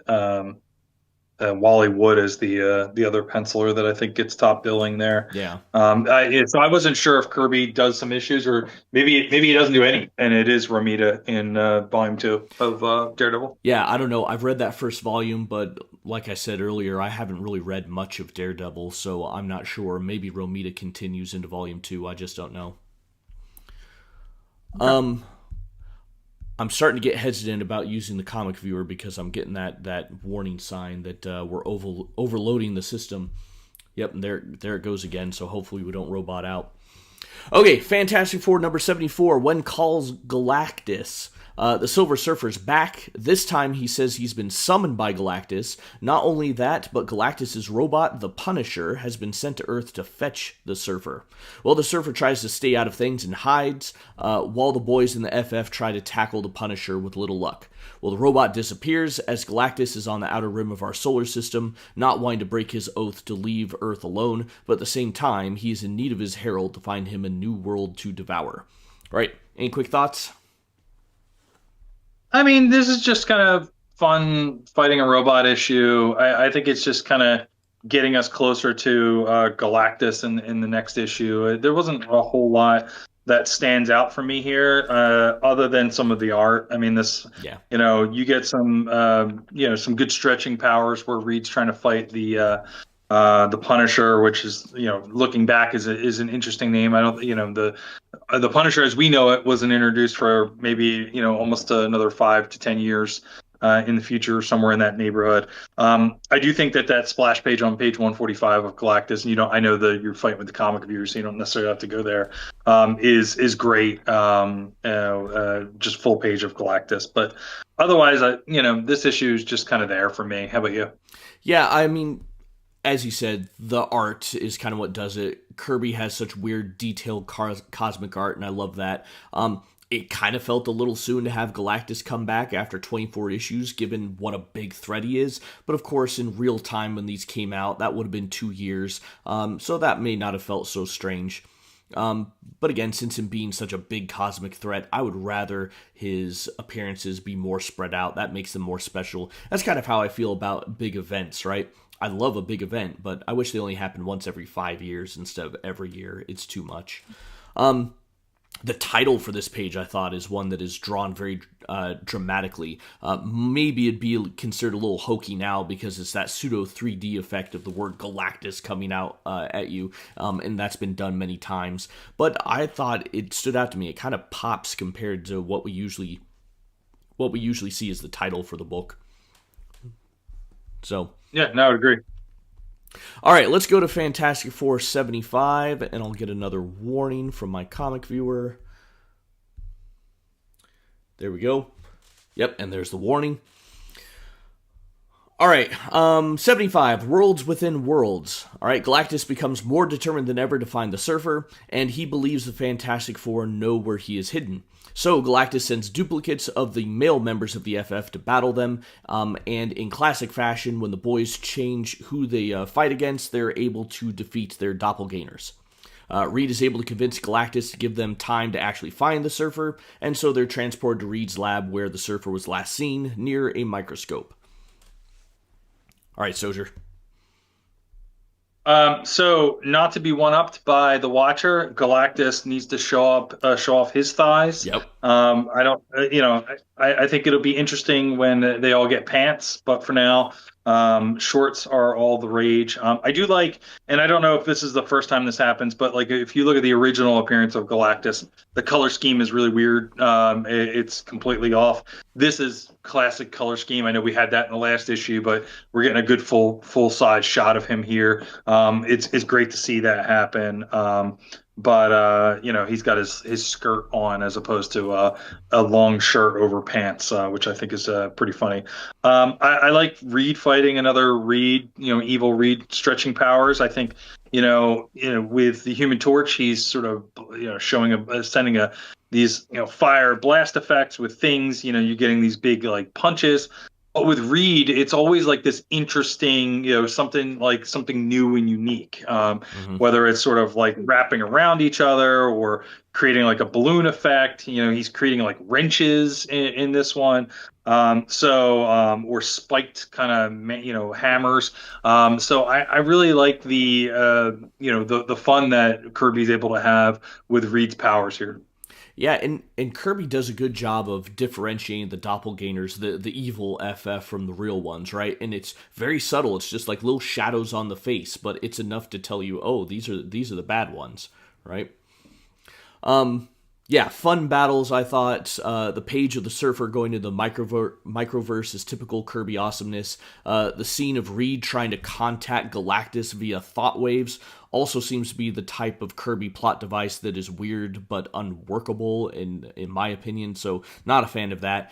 And we're going to see more thought and hypnotism stuff as this issue goes on, and that I don't feel fits into the realm of science that Fantastic Four is supposed to be in, but it's also the 60s, so whatever. Otherwise, nice high action issue, I thought. Yep. All right, let's go to the next one. And I'm having thoughts on how to fix the comic stuff in the future. So forgive us, anyone watching now. I think I know how we'll finally settle this. Do it more like our one shot. Well, I don't know if the audio is getting messed up because I'm not listening to it, obviously, but this when you're scrolling, it looks relatively smooth. So there might be some stutters over there. It's, obviously I can't really tell. Yeah. But it's not completely thrown off from what I can see. Usually the audio comes out just fine. So anyone who's listening to the audio podcast is probably going to be fine. But yeah, it's the video stutters. Anyway, Fantastic Four 76, stranded in Subatomica. Ben and Johnny travel to Subatomica to find the Surfer so that he can lead Galactus away from the Earth. There, the trio attempt to tackle the Silver Surfer, but they end up fighting one of the Psycho Man's androids instead. All right, Stojr, what's your thoughts? I mean, everybody's got androids to do their bidding, right? I guess it's the it's the anti. We have a group of henchmen in matching shirts. It's also interesting, like they're trying to set up Silver Surfer for his own book, and so they're trying to figure out like where experiment with different ways to place him, whether he's trying to teach Earth a lesson or he's in the microverse or whatnot. it's a fun issue to to watch this sort of like sci-fi adventure and what's going on. Maybe not maybe not my favorite because it feels like filler of like Galactus wants the surfer, but we're going to chase the surfer around and have these little adventures until we can kind of marry up those two plot points. So, don't hate it, but it's just kind of there for me. How about you? Yeah, as kind of with the last ones, it's fun. The art has been incredible. I do have some quibbles. The FF were insistent that Galactus not find the Surfer in the previous issue, and yet this one they're actively searching for him. It's like, okay, make up your mind. Are we trying to save the Surfer? Are we not? What's happening here? I also thought it was weird that the Surfer was amazed that he has the freedom to fly amongst the stars in Subatomica, even though in theory this should be much smaller in a much more confined space. And then the Surfer also laments being tied to Galactus again, which will get him exactly what he wants in real space. So what is what really is his motivation anymore? And maybe that gets more clear when he gets his own comic, which of course is coming up. All right, I've got another no prize for this one. Let's see. So the Eternal Sunshine of the Dirty Mind award goes to this scene in Fantastic Four number 76 when the boys achieve necessary shrinkage in order to take off in their yellow phallic-shaped vessel. And maybe I'm the one who has the dirty mind when I saw that, but yep. Boy, there's a lot of just talks about shrinkage there. And now, since we've achieved necessary shrinkage, we're ready to take off. Ooh, take off. That has some implications as well. Quiet It's Ben. cold in Subatomica. It's cold in Subatomica. That's right. We've got to concentrate on the next phase of shrinkage, which is even more critical. God, I think there's even in the panel after the ones I have on the screen, they talk about Reed popping off, and it's just like, wow, this just keeps going. But maybe that's a me problem. God, I hope my boss never finds these these videos. For his students. Or my yeah, that's true. I'd say my students would probably be able to keep it a secret to start with, but after a while, no, they would not. All right, if any of my students are watching, keep it to yourselves. All right, Fantastic Four number 77, Shall Earth Endure? All right, so the Surfer returns to the regular Earth and directs Galactus to a new world with enormous energy that he can consume. Well, instead of being set free, Galactus decides to keep the Surfer imprisoned on Earth, which of course is going to set up the Silver Surfer's own magazine. While in Subatomica, there are several battles. The boys defeat Psycho Man, who then agrees to send them back to the regular-sized world for them to help face Galactus to prevent the destruction of the Earth, which of course would... Uh-oh. I got a big error. YouTube is not receiving enough video to maintain smooth streaming. As such, viewers will experience buffering. Okay. I hope that means we're still going to be streaming. I don't know what that means. Would it be helpful if you took down the comic thing temporarily and just put the video feeds up or something? Yeah, let's just go ahead and close the comic thing. We'll see if that does anything. I don't know. I hope we're still recording. I don't know what that's going to lead to. I see you on YouTube still coming through. Okay. Has it, with what you're seeing on YouTube, is it switched to just showing Fantastic Four Volume 5 on there instead of the comic? There's a delay. So just as you said that is when it transitioned to that. Okay, so that's maybe all it is. Yeah. All right, well, let's leave off the comic viewer. I think what we'll do in the future is it's the comic viewer that's the problem, so I'll just take images and put them in the slideshow and have the comic viewer in the background for when we actually do need it. But sorry, guys, we're still learning. We're still figuring this out. All right, where'd we leave off? So we were doing about to jump in on issue 77. Okay. Do I need to do my rundown again? No, I think you got it, or you got most of the way through, if not all the way through. So for, again, like this issue is I guess my issue with this issue is that like you have a character like Psycho Man or as the villain, but they're not actually using their powers unless I'm missing something. Like, where's this tablet with the little buttons on it that says like hate and love and whatever the other things are, right? He's just another android, just more powerful, fighting people. I mean, he's Hmm. probably not literally an android, but it's the same thing. So I would have liked to see him, you know, not using robot powers that we've seen 3 or 4 times in this epic collection already, and rather see him, using the sort of psychic powers that he's kind of known for. And I'd have to go back to his first appearance or his previous appearance and see, if he's really using them there yet, or if that's something that kind of develops more over time. But I mean, it's right there in the name, right? So I guess that's my one concern with this. Like the Galactus stuff is a little interesting. Like he gets what he wants from the Silver Surfer and then still banishes him to Earth, and you see Sue sort of progressing towards giving birth. So we're moving plot lines forward, which is fine, and we're kind of getting out of Subatomica here, but it's the action just feels repetitive from previous things, I guess is my point. Yeah, I don't really have much to say about this one, honestly. Kirby's art is gorgeous as usual. The intricate, trippy machines is fun to look at. But yeah, not a whole lot to say on this one. All right, let's go to Fantastic Four number 78. No cover this time, but it's called The Thing No More. The boys return from their adventures in Subatomica and decide to clean up the Baxter building while Sue is waiting to have her child. At this point, we learn that the wingless wizard has been released from jail and is wanting to enact revenge. He chooses just the right moment, just as Mr. Fantastic has finally figured out how to revert the thing back into the human Ben Grimm, and thus, of course, the FF are not at full fighting force. All right, Stojr. I mean, the Marvel Universe needs some better prosecutors. I mean, like, what is he? The Wizard gets released from jail. Like, why? Like, what did he serve? Like 8 days? Like, what's happening here?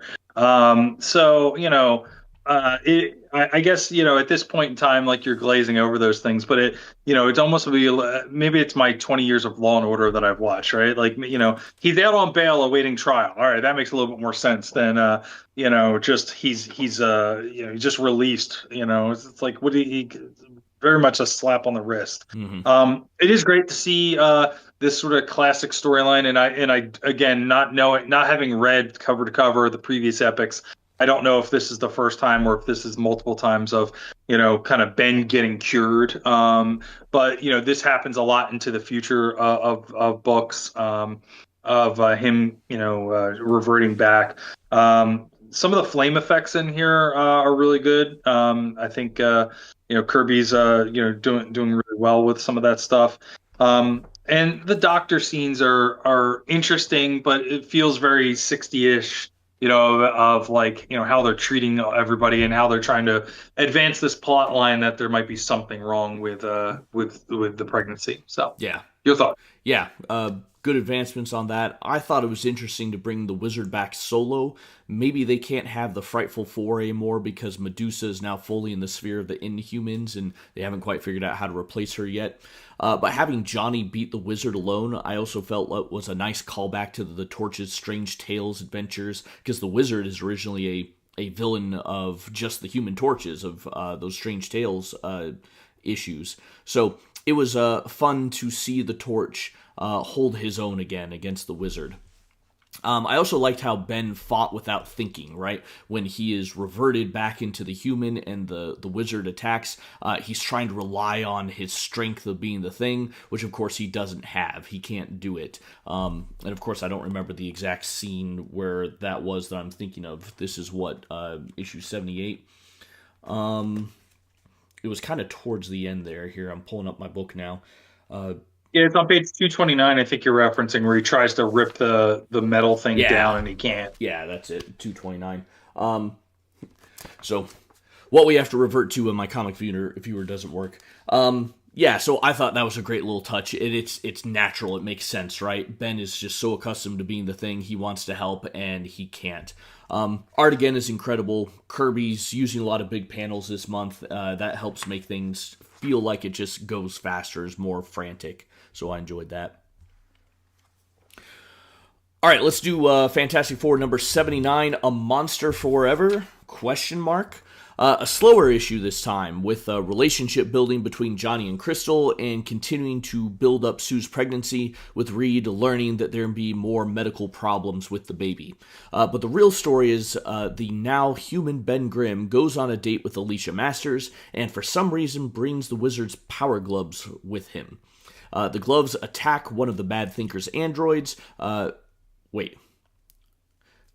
You can tell sometimes I write these notes late at night when I'm starting to get sleepy. So Mad Thinker has an android that's attacking. The glove is attacking him or something like that. Since Ben Grimm can't fight successfully as a human, he uses the gloves to give him an electrical shock that turns him into the Thing, and he's going to be the Thing forever now. Yeah, my notes might be a little confused on that one, but Stojer, what are your thoughts? Well, I think I think the notes are reflective of some of the writing in the issue, so I wouldn't, beat yourself up too much for it. Again, I'm getting a little tired of the androids through the book. I mean, Mm-hmm. this one just happens to look more humanoid, but it's being drawn to that signal. I don't know why Ben brought that with him, other than maybe to show off to Alicia and say, look, this is, if I hit this button, I'll change back, but I can't, and sort of have that conversation. Maybe he just wants to keep it close so nobody else hits the button. I don't know. I don't know if it would work remotely. Or But it's yeah, it doesn't convenient make for a the ton. writers to have him turn back when they need him to, and that's probably the real reason. That's Yeah. true, right? You got to keep it close with the plot device, unless you're going to have Alicia over at the FF headquarters for lunch or something like that. There's some great splash pages of Sue and that moo that we were talking about Hmm. earlier, and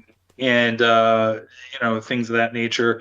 I think this is fun. Like, I think it's always a fitting sad story to have Ben get what he desires and then have it taken away.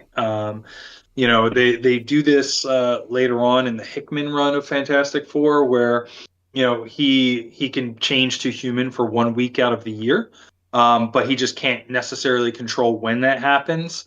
So there's a death of a Fantastic Four member that happens because he's in human form and he can't help to defend them, and he changes back as they have to sacrifice themselves, and he can't do anything there. So there's some tragedy involved in that sort of, that choice is taken away from him, even if he's getting what he wants. And I think that there's even something along those lines with in the Dan Slott era, where he's got like a timer of like how long he can change, and he's fighting the Hulk and the timer's about to go off or something along those lines. So this whole idea of like, when you do have him switch, he still doesn't get that autonomy to stay that way, is something that lasts until this day. What Yeah. are your thoughts? Um, yeah, I thought this was a nice respite after all the action in the previous issues. This is kind of one of those just simple, fun character moments where the FF get to be a family. The scenes with Johnny and Crystal were fun. Stan has his typical humorous dialogue, which seems to be pretty good in that. The pinup of Reed and Sue on page 243. So that one right there, I thought was quite interesting. Um, Stan's caption says that this was in here because fans demanded it. But who's to say if that's true, or if Stan is just covering for Jack's decision to make a splash page? He's been putting more and more splash pages in this book than is typical. Usually you just have one, but Jack is doing 2 to 3 usually. I know Jack sometimes uses magazine models and images of models as inspiration for some of his drawings, particularly of Sue. There's a very famous one in the early history of the Fantastic Four where Sue's like putting on a bathing suit or something like that, or Reed is imagining her in a bathing suit, because something like that. I have to wonder if that was the case for this one too. There was a part of me that was thinking that Sue really kind of looks like Jackie Onassis in this picture, right? At least I think she does. It's a couple years after the assassination of John F. Kennedy when this book would have come out, so I don't know how prominent Jackie Kennedy was in the news at that time. So I doubt that she was Kirby's inspiration here, but there's just something about the way she looks in this that I couldn't help shake that feeling that that he might have been doing a portrait of Jackie. I was trying to see if there was maybe a portrait of Jackie and John Kennedy in a similar pose, but I couldn't find anything. So just it a almost theory. looks like a soap opera going to commercial break or something like that. Sure. Like, that kind of thing. So yeah, I mean, it looks like something that if we did more research, and or somebody else out there did the research previously, like that, it is an homage to something. But then again, that's the way Kirby drew some of this stuff too. We might find that it's not. It's just that he was the original with that, and he took inspiration from things, but we're not going to find anything that's exactly like it. Yeah, yeah. I was thinking the same thing with when we get into the Doctor Doom issues. A lot of the castles that he draws and so forth. My specialty is medieval history, so I kept thinking, gosh, this looks like that castle and that one, but it's not. But it's close, so there might be some of that stuff. All right, let's go to issue 80. Here's how I'm going to make up for my lack of comic viewer. Just hold it up to the screen. All right, so this is Where Treads the Living Totem. All right, so the FF get a letter from Wyatt Wingfoot informing them of trouble out west, so the boys fly out and leave Sue and Crystal behind. They soon encounter the living totem, Tomazuma. Now, this is the legendary protector of Wyatt's tribe, but he is tearing the land apart. It turns out that Tomazuma is really a giant robot sent by a communist oil company to take over the oil-rich lands that Wyatt's tribe lives on. Well, the FF succeed in defeating him when Wyatt launches Mr. Fantastic into Tomazuma with a rocket launcher. This one's a weird one. Have you ever wanted to watch Scooby-Doo but have the Fantastic Four in that episode? This book is for you. Yeah. I mean, that's literally what I was waiting for them to pull off Tomazuma's mask and it really be the old prospector down by the well or something like that. So yeah, I mean, this is a fun issue. It's great to have all of this sort of Native American inspired art and Native American inspired characters in here, and go through this. But yeah, it literally feels like an episode of Scooby-Doo, which is, I'm not complaining. It's just that's what I walked away from this with. Yeah, it's a little weird to have the character called the Living Totem, because at least to me, saying that invokes totem poles, which is a Pacific Northwest thing, and I don't think they've established that that's where Wyatt Wingfoot's tribe is from. Rather, it looks kind of more like the Kachinas of the Hopi, which that might make a little more sense being out west. Not the Navajo Kachino knockoffs, but the actual Hopi Kachinas, I think. But at least that's my impression anyway. Again, this one's weird, and I'm fine with weird, but I almost wonder if there's a disconnect between Stan and Jack on ideas in this one. Stan provides a lot of exposition for the commie oil company, and none of that is represented in the art. It's only in the word balloons where you get that explanation. This kind of looks like Jack really just wanted to have a story where the FF fought a big monster. And I did go down the rabbit hole a little bit on page 259. Let's see, that is the second splash page, because again, Jack is doing all the splash pages now. The Thing is picking up the Human Torch and he starts singing a song. The song is Waltz Around Again, Willie. I tried to find this to figure out what the heck this is. There's actually two different songs called Waltz Around Again, Willie. One seems to be an old, silly vaudeville song, and the other one has a chorus that has the framing device of Waltz Around Again, Willie, just to be a framing device for people to sing any dirty limerick that they want. As for what the thing says, he's saying part of a limerick about a cat. About putting, he says, let's see, waltz me around again, Willie. Let's put the cat away because we're going that away. It's part of a limerick, but it's not a full limerick, and I couldn't find a full limerick that had to do with putting away a cat. So I don't know if that's Stan inventing things or if that's just been lost to time. I don't know. What'd you think of the pointing out? I forgot to point out. What'd you think of the resolution of Mr. Fantastic scrunching himself down to a bullet, basically? Um, yeah, weird. I mean, they frame it as he gets inside the monster's mouth and then deactivates him from there. Although I guess the imagery almost does look like he shot through Tomazuma's back, right? Yeah. So that I think Stan's dialogue maybe saves them from a comic code violation on that one. But yeah, weird, different. I like that. I like that they're being inventive with his powers. But yeah, I'm fine with that. What'd you think? No, I just thought it was interesting. Again, like the dynamic use of Reed's powers, right? Like there's only so much blasting you can do with Johnny. There's almost so much punching you can do with Ben. And I know that much later on, and maybe in Kirby and Lee's run, but in other books, I'll say, you can be very inventive with Sue's powers, right? Yeah, She can make different things and stuff like that. But she's not here, so your uniqueness really comes from Reed and what he's doing. yeah. Yeah, both Reed and Sue. It feels like they're the not as popular members of the Fantastic Four as Johnny and Ben are to start with, right? And of course, Ben, he's a one-trick pony, but he's got that personality, right? Johnny's the hot shot, the kid, and so he appeals to the teenagers. But yeah, Reed and Sue, their powers can do almost anything. It's your imagination's the limit.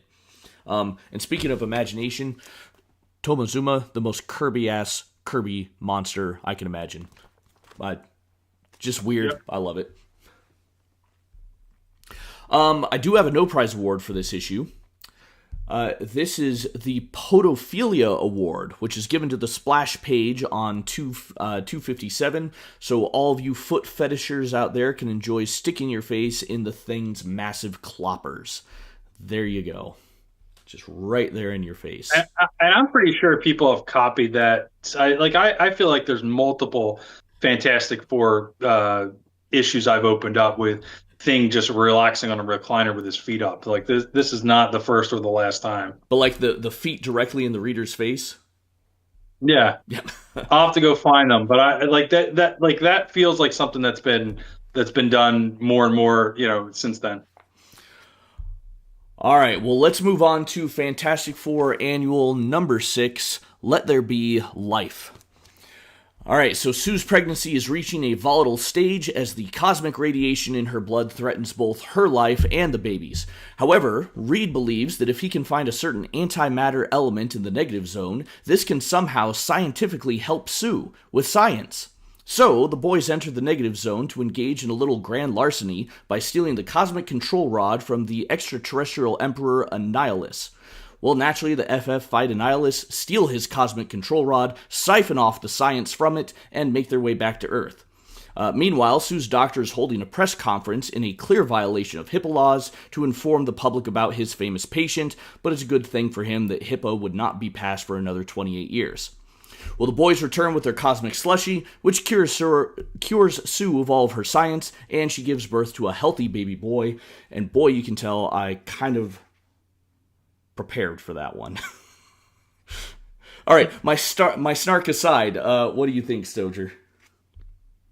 I mean, I think this is a fun issue. Like you get two character introductions. The first, Franklin Storm, even though he's not named, and I don't think he's named in this entire epic volume, unless I missed it at the end. But and then this is the only new villain appearance that we have in this book, whole epic collection of Annihilus. I think Annihilus works better with the bugs that they develop for him later, where like he's sort of lord of this, in the negative zone of these things that are look more like bugs than like whatever these things are that he has here. Hmm. It makes them a lot creepier.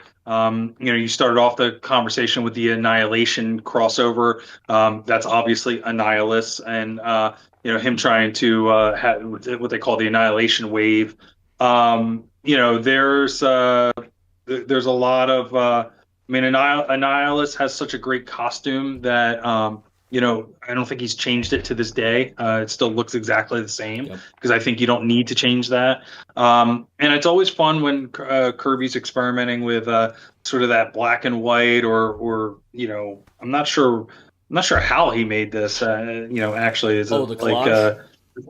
yeah, the collage? Is just like cut things out of newspapers, or Yeah. what this is? Yeah, I don't know where he gets it from, but Kirby does this a couple of times. There's a couple of collages in Thor. There's a couple in Fantastic Four before this one. He's got one in the Namor books, I think. So yeah, he does that a couple of times. That was partly the reason why I wanted to get the Epic volumes. I mentioned earlier that I wanted to see the Thor stuff in color. Well, I was thinking of the issue of Ego the Living Planet that has one of these collages, and it looks, it looks fine in black and white, but I was thinking, gosh, what does this look like in color? Well, this one happens to be fully black and white. I don't remember the Living Planet one now, to be honest, if it was in black and white or color or not, but yeah. Yeah, and and then there's a lot of that typical like smoking in the delivery room things. I also found it interesting that like the cameras are in the delivery room. Like you mentioned the HIPAA laws earlier, but like the reporters are in the delivery room. Like I don't get it. Like I mean, I guess like in theory there's like a hallway in between or something like that, so they follow the doctors. But like Reed has to wait outside, but they can get like a full camera crew in there to kind of keep an eye on what's going on with Sue giving birth. Yeah. So yeah, I mean this great issue. Love the way it ends with the beginning, and the tiny baby in that blanket there. Yeah, I joke in my summary, but I did enjoy this. This was a really fun issue, despite the problematic nature of the FF clearly being the criminals and stealing Annihilus's cosmic control rod and his rail plane. Now, granted, Annihilus is no good guy. He's the other living death that walks, after all. But still, there's great action. Kirby also goes crazy with 5 different splash pages and that double page spread collage, which granted this is an annual issue, so you can be a little more free wheeling with that. But again, the big panels really show off Kirby's style. It made it feel like the issue was moving faster. I also love the borers, those little freaky green guys there with their weird mouths. They're weird creatures that can eat through metal, but inventive, off-looking. I kind of wonder if I don't know, Kirby was looking at a jar for inspiration for their mouths, like the jar lid and the rings inside of them, or something like that. Again, good stuff. Exactly the type of meaningful bonus that I like to see out of an annual issue that I just feel like we don't get today. And of course, as you mentioned, first appearance of Annihilus, and while his motivations are a bit bland at this point, right, eternal life from his control rod and to kill stuff, he's just an incredibly designed villain, and definitely one that stays in the pantheon of the FF. Yeah, I think they changed the rules for that. Like if you have the control rod, then you can rule whatever the planet's called, or whatever, rule the horde. So like it becomes less about like eternal life, and it becomes more about like that's literally like his control. Like if anybody else holds the control rod, then they're in charge. So it's like his scepter. Yeah, kind of like that, right? Okay. All right, I've got another no prize award here. Kind of hinted at it earlier here. The Epitaphs Abound Award is given to Stan Lee for using the living death that walks for both Tomazuma and for Annihilus. All right, just I don't know exactly when Annual 6 came out and if it came out at the same time as the Tomazuma issue, but they're at least placed back to back in this volume. So.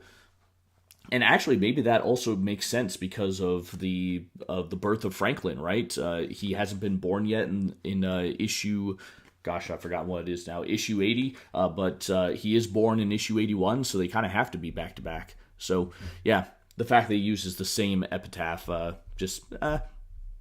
Stan must have really gotten in his head that he likes that, the living death that walks. Anyway. Yeah, I mean, look, he's they're preparing for the new life to come, so they're like trying to distract people with a lot of death stuff to you know, I mean, they couldn't get too dramatic with this stuff back then, but they, I mean, Sue does not have a good record with childbirth as it goes forward, right? Like here, they have to try and save it. In the 80s, Byrne has her have a miscarriage, and they're not able to. The baby doesn't survive. And in the late 90s, early 2000s, when Franklin basically like snaps his fingers and has that pregnancy just kind of happen again and kind of come back, Doom has to save her, and she almost dies and loses the baby from that. So so the drama kind of gets increased over time with this stuff, and the foundations are laid in these '60s books. Mm-hmm. All right, well, let's go on to issue number 81. Gosh, we've nearly been going 2 hours here, so maybe we ought to pick up a bit. This is Enter the Exquisite Elemental. All right, so the Wizard returns with new and more powerful power gloves to take on the Fantastic Four. Crystal also proposes to take over for Sue Storm for the team as Sue is recovering from giving birth. And so the FF battle against the Wizard to... Again, notes when I was falling asleep. FF battle against the Wizard, and that provides Crystal the opportunity to show off her powers, but also show off her sense of tactics. All right, so her brain and not just her powers. All right, any quick thoughts? I mean, I feel like Crystal should have gotten involved with the boys earlier in this volume. I mean, it'd be one thing if like she wasn't around at all, but like she's just been kind of hanging out, like keeping Sue company. And it feels like a lost opportunity. I guess, the flip side of that argument is like, hey, we have the Fantastic Four. Like, what does it look like if it's the Fantastic Three? And how's that? And then maybe those are the stories they wanted to tell. And the Wizard, while the art in here and the Wizard is a cool villain to kind of have them. I feel like we just had this issue, not like not long ago, right? Where's Mole Man? Where's any of the other members of the Frightful Four, right? I guess Sandman has been kind of spoken for as a Spider-Man villain by this point in time, but have somebody else come in, and the Trapster even. And he was a member of the Frightful Four, so. Yeah. Otherwise, I'm fine with it. It's a fun issue. Like it's great art, but it feels a bit repetitive. And I know I said that right after they just introduced the only new character in this volume, but it still does. Yeah, no, you're right. This doesn't do anything important other than have Crystal join the team. I did like that the Wizard seems to have finally dropped the wingless part of his title. I don't know why Stan thought that was a good idea to begin with. He started as the Wizard, and then he becomes the wingless Wizard, which that was always stupid. Just as Pace Pot Pete finally turns himself into the Trapster, he gets a decent name. The Wizard has to become wingless Wizard, but we're back to the Wizard now. That's fine. All right, let's go to issue number 82. There we go, 82 on the screen, The Mark of the Madman. All right, so Crystal is given the green light to join the Fantastic Four, but she needs to check in with the Inhumans first to make sure that it's okay with them. Well, coincidentally, Lockjaw and a bunch of Alpha Primitives show up to take Crystal back to the Inhumans' Great Refuge, where it turns out Maximus the Mad has taken over once again. How does he keep doing that? I don't know. Well, okay, the boys fly off to go rescue Crystal, but they get themselves pummeled by Maximus's robot called Zor, which leaves Maximus free to launch a hypnotic ray on the world and have the Inhumans achieve world domination. All right, any thoughts here, Stojr?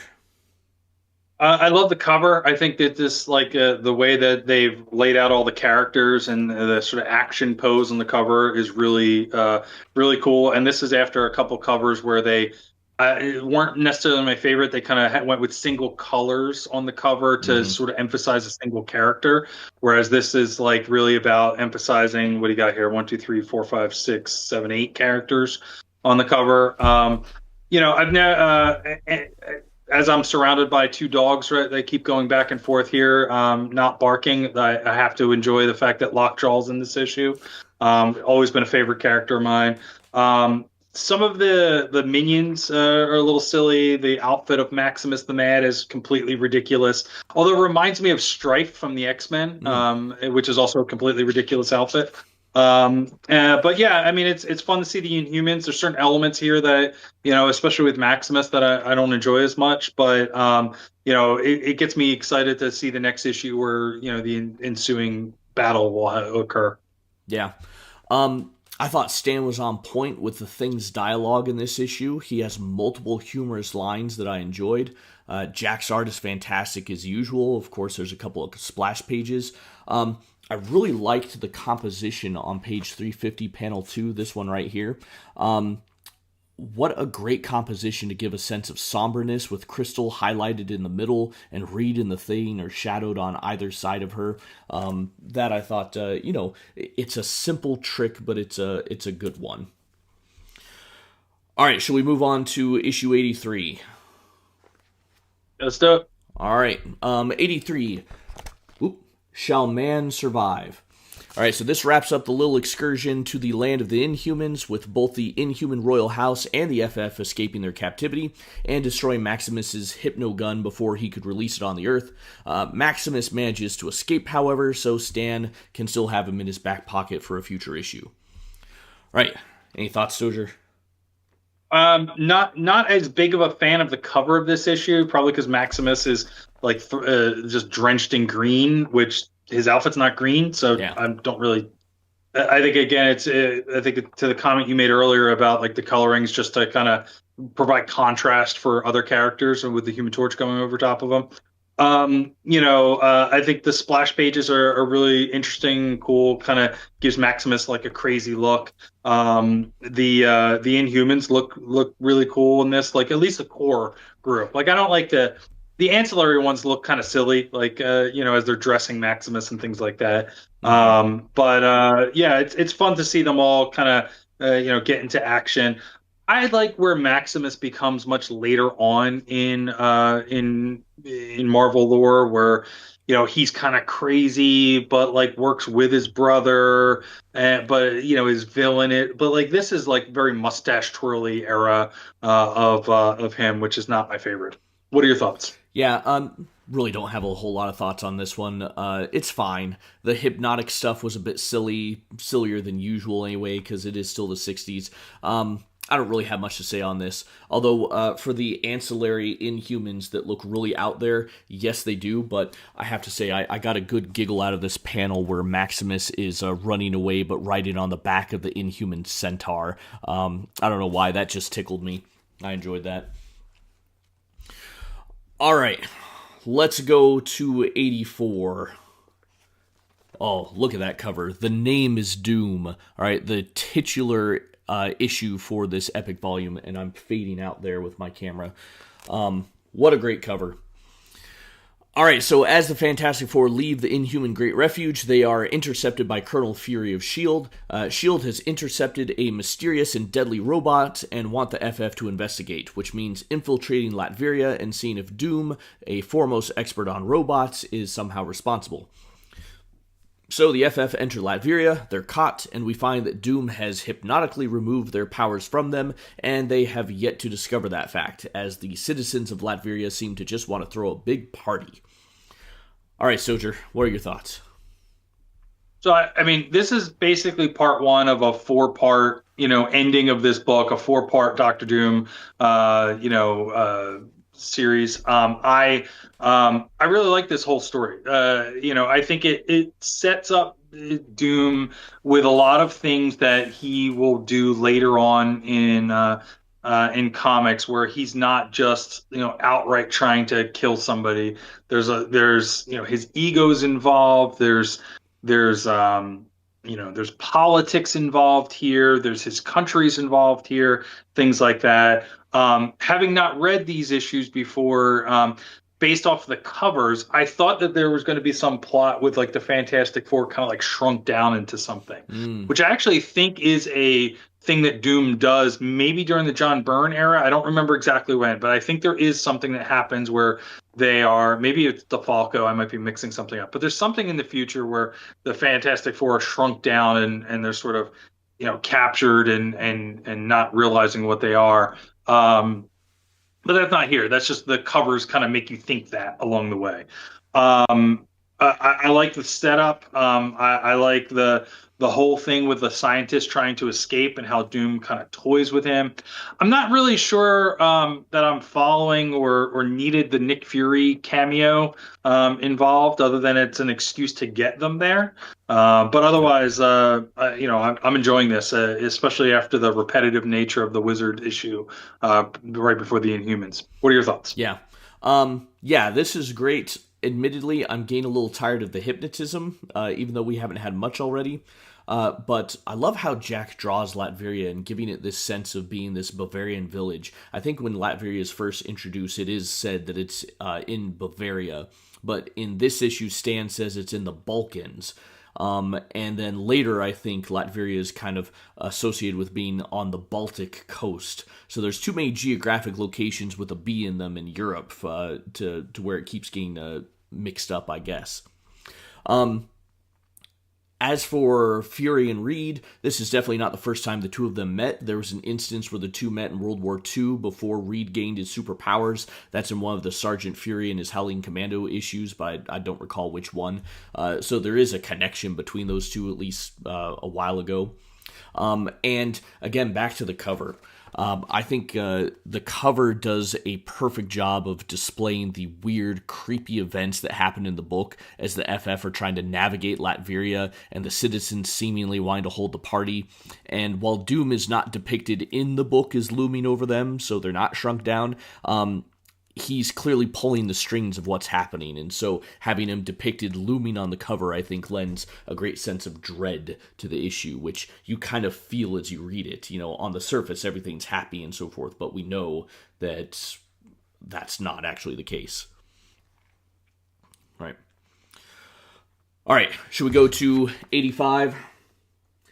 All right, here within this tortured land. Okay, so Doom furthers his control over the FF via hypnotism, and it seems there's little that they can do to fight back.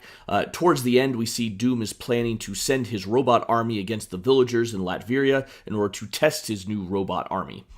Meanwhile, Sue is back in New York and is looking for a new home where she and Reed can raise their as yet unnamed baby. Her realtor takes her to a mysterious house, which somehow no one recognizes as a crashed spaceship.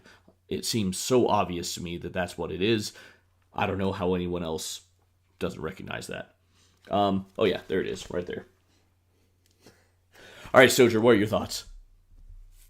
To me, this is like part of the overall storyline. So, like, I'm treating these issues in my head as like almost, four parts of the same story.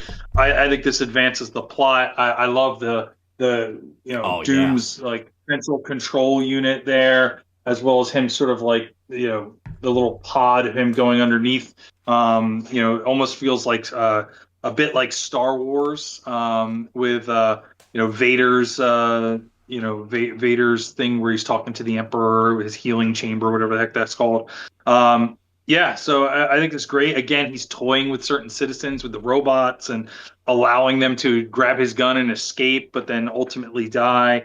I think this, in contrast to somebody like the Wizard, who just kind of is throwing themselves at the Fantastic Four to defeat them, like Doom feels menacing. He feels like he's thematic, or not thematic. Methodical is the word I was looking for in his approach to all this stuff. Yeah, I'm right there with you with these 2 pages. Nobody does Greebles like Jack Kirby. John Byrne can get close. John Byrne's pretty good, but God, just that detail, that's incredible. I thought this was a really interesting issue. Also, in that there isn't an actual fight that the Fantastic Four get into. The only physical combat are a pair of goons who escape Doom in what looks to be a concrete-covered vehicle. And then those guys are taken out by some of Doom's robots. Let's see, these guys. Let's see, that's on page 420 to 421. The other funny number. Let's see, the crazy apparatus that the Doom has to spy on is really cool. You already talked about that. The crazy gadgets, just just a lot of fun.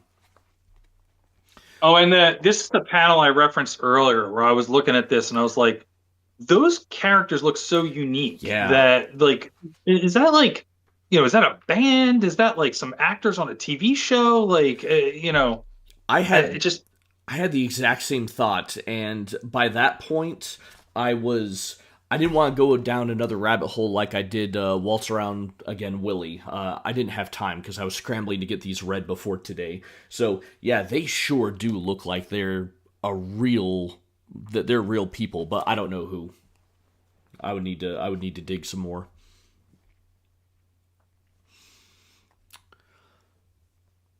all right. Let's do 86. All right, 86. Let me get the cover here.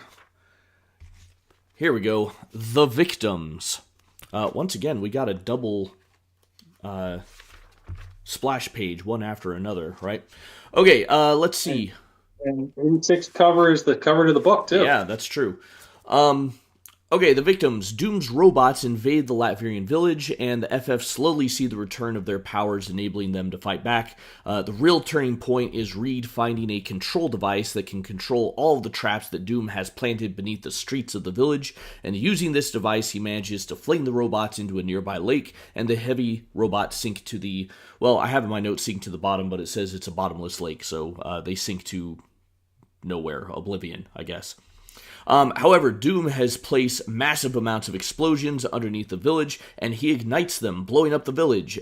But all the villagers and the FF are saved because Sue Storm has secretly arrived and was able to surround everyone with an invisible force field. All right, Stojr, your thoughts? I love like the Fantastic Four kind of leading an army in this. I love the the battles and the fight scenes look really cool. We get the little miniature town here, which kind of plays on the whole idea of him lording over everything and sort of watching. I think Sue showing up at the very end is a little convenient, but it's great to get her reintroduced with the team at the end of the book. It feels like we're building up to a climax of this storyline and of the overall book as if it was written like this was the end of the book. Mm-hmm. And that's one of the things I really like about this epic collection is the way that it sort of falls that way. And I know that they can pick where the lines are for these epics, but at the same time, like there's constraints of page counts and what was chronologically issued and things like that.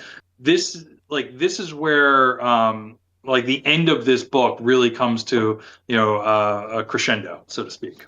Yeah, I was starting to get worried as we were reading this book that it's called The Name is Doom, but Doom wasn't anywhere in it. Well, yeah, he's here at the very end, and it is a pretty epic story. I agree. While I love the visuals of this arc, the story has not been that compelling, but this issue did change my mind on that. We've got a great fight in here, a great use of foreshadowing from before that I didn't really think about. We saw several times in the previous issues that Doom has these video cameras and guns that pop up out of the streets, and so to have those same traps used by Reed to defeat the robots, I thought was fun, maybe forced a little bit because he just so happens to find a giant fan that can throw the robots into a lake, fine. But having the weird little gadgets and stuff is just great fun. Having Sue arrive at the end to save everyone, yeah, maybe a little forced, but that was great too. I was about to rag on this issue for having Sue on the cover, but her not being in the book. But of course, she is in the book, and she plays a very pivotal role in the end. And maybe it's forced, but it's also dramatic too, so that's fun. I mentioned earlier about how I wonder how much real life Kirby uses to draw these things. Part of that was looking at this second splash page on page 434. This looks like the center of Rothenburg in Germany. It is not exactly the same, but I do wonder if that little medieval town may have given Kirby some inspiration. There's in Rothenburg, there's this split road that one kind of goes up, one goes down. The one that goes up goes into a tower like here, but there's a building in the middle, but we don't have that on this splash page. So, just seeing stuff like that makes me wonder how much he's pulling from real life and adapting it But I don't know. That just sparked a memory for me. All right, shall we go on to issue 87, The Power and the Pride? All right. The FF and Crystal head to Doom's castle, but a sneaky trapdoor captures the girls. As Doom prepares a trap, his lackey and former Nazi Hauptmann discovers that Doom's portrait artist is a secret S.H.I.E.L.D. agent, and so Hauptmann turns a flamethrower on him. Mr. Fantastic saves the artist's life, and Doom is so incensed at Hauptmann's arrogance that Doom turns his sonic weapon on his lackey rather than on the Fantastic Four. Doom then decides to just end the battle, and he sends the FF away to the border, and I guess the FF had already accomplished their mission for going to Latveria because they had destroyed the army by throwing them in the lake. All right, Stojr, your thoughts? You know, I know that the ending of this could feel somewhat anticlimactic, but to me, this hits all of the beats in this story arc for the things that make Doom Doom. Arrogance. Don't show his face, but you can allude to it. Make sure you're integrating his people into the story arc, or the fact that he's the leader of a nation, or some sort of politics involved. And this is like my checklist for the way that they need to have this in the movie. Like, I don't ever want to see Robert Downey. I don't care that he's playing Doom. I don't ever want to see his face on the screen. I don't want to see a mangled face. I don't want to see his face. Keep him behind the mask. Allude to it. That's fine. And I want to see him sitting down with people for a meal. I love the fact that Doom has his enemies over, and they sit down for a meal. Nobody ever tries to poison it. This happens so many times in the history of Doom. You have, in future issues, whether it's the Mark Waid run, it must be after the Mark Waid run, but definitely during the Hickman run, like you have him just, them just sitting down and having a meal. As Secret Wars is approaching, you have them, Reed kind of keeping secrets from Doom and Doom getting angry. Like there's this regalness that happens that goes beyond like enemies.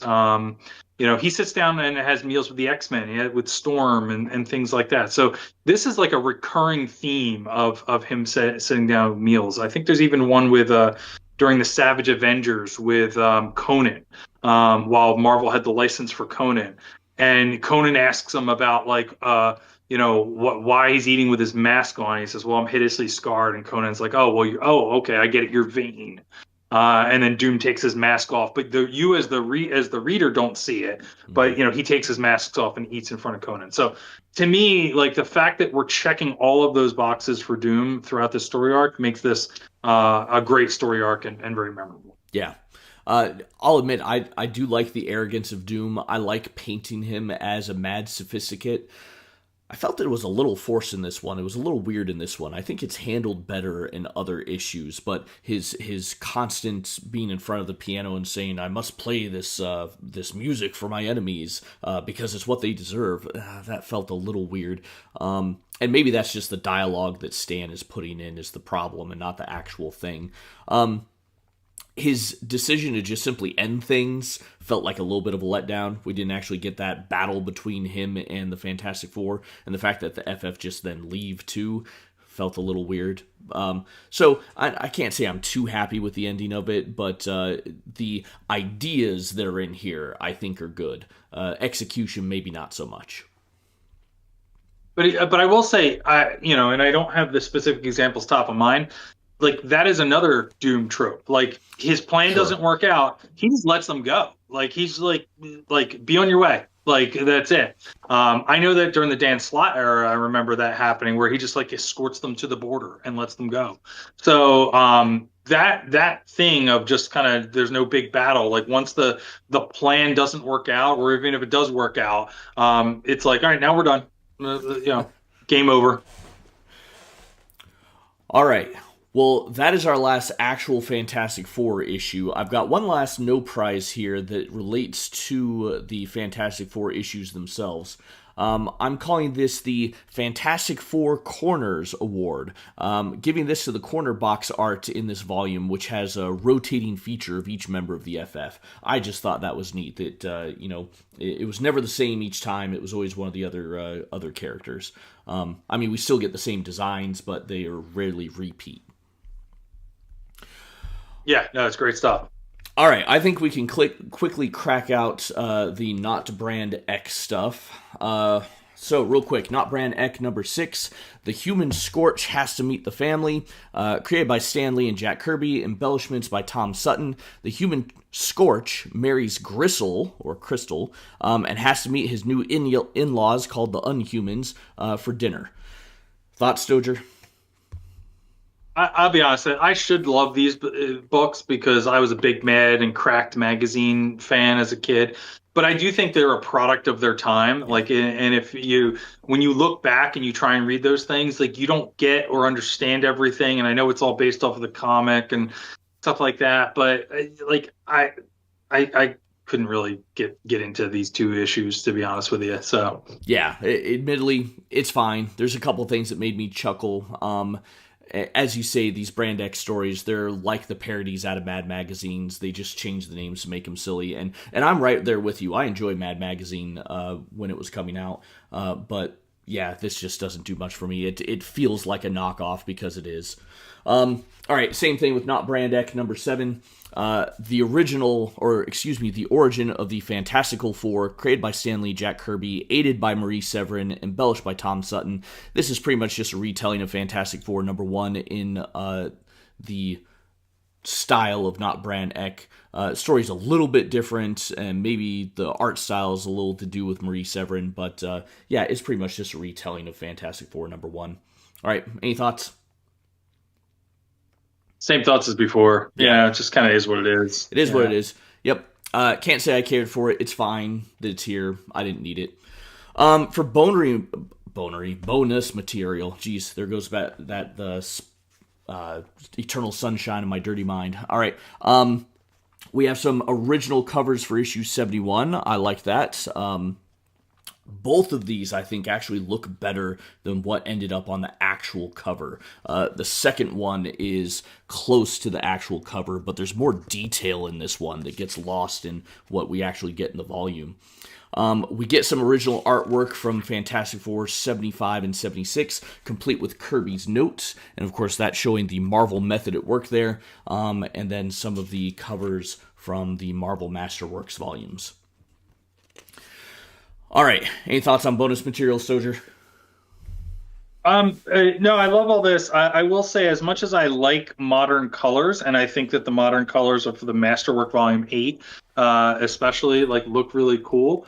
The modern colors of this, while look nice as like their own thing, the original's better. And a lot of times I will gravitate towards the modern colors for things, but in this case, I'm glad that it's a bonus material and not changing any of the originals. Yeah, I would be okay with this as the cover of the volume, but not to change the originals in the book. Yeah. Yeah. Okay, as for our summary and rating here, as Stojr said at the very beginning of this is Stan and Jack hitting their stride with the Fantastic Four. It's great fun, but it also doesn't really stand out. We're going back to the well in these issues, bringing up villains that came before, and by no means does that mean it's bad. It's just nothing new. About the only thing that really stands out is the coming of Annihilus in annual number 6, and to that point, Sue's pregnancy and the birth of Franklin Richards, which again, we still don't have a name for the baby by the end of this. The birth of Franklin essentially means that Sue is taken out of the Fantastic Four for a while, and thus those complaints that readers had about Sue not doing anything in the early issues of the magazine, they essentially come true in this one. Having said that, to make realism in comics, it also makes perfect sense that Sue would have to step down from being in the supergroup when she's pregnant and when she's having the child. And I do like that we get the addition of Franklin Richards, because his birth really hammers home the family aspect of this book, and it's something that needed to happen. So I think there's a positive and a negative to the pregnancy in the book, right? Negative, she's taken out. positive is it's going to add things to the future. And while I can complain about there not being any big innovations in this volume, the stories are more cohesive than in Volume 4. As I kind of said before, Stan and Jack were really experimenting with cliffhangers in Volume 4, and again, it's easy to forget that the resolution to the Galactus trilogy happens in the middle of an issue, which then starts something new. We don't get any weird breaks in stories like that in this volume. So, for my rating, I'm giving this an 8. Overall, I think it's really good, not groundbreaking, but more cohesive than in previous volumes. All right, Stozier? Yeah, yeah. I think Kirby's art's the star of the show across this entire book. And while some of the dialogue can feel very 60s, it once you kind of lock in and sort of train your brain to read this, it becomes a very quick read and is very enjoyable. I found myself very interested in that panel layout that I talked about earlier, in the fact that there's, a set number of, almost like he had templates for pages of, it's a splash page, it's, 6 on a page, it's 4 in a wide, and that wide can be top, middle, or bottom. Hey, we're going to break the wide up into 3 smaller panels. That's basically it. I might be missing one there, but that makes the art really stand out. I think it's a good backdrop for the way that they have things set up. The storytelling here really sets the tone for like connective tissue between the issues. Like, I appreciated the fact that these weren't all kind of sitcom episodes of just like, we're flushing the toilet after every episode and going back and, starting from scratch at the beginning of the next one, like a team up issue or something like that. It really feels the plot progress. I find it interesting that they like changed the book. Introducing a baby into the book, means that they're going to let these characters grow and age and change, and that wasn't always the case, or it wasn't the case later in Marvel and things like that. Talked a little bit earlier about kind of calling this book the Fantastic Three, but I think that this is a very consistent book.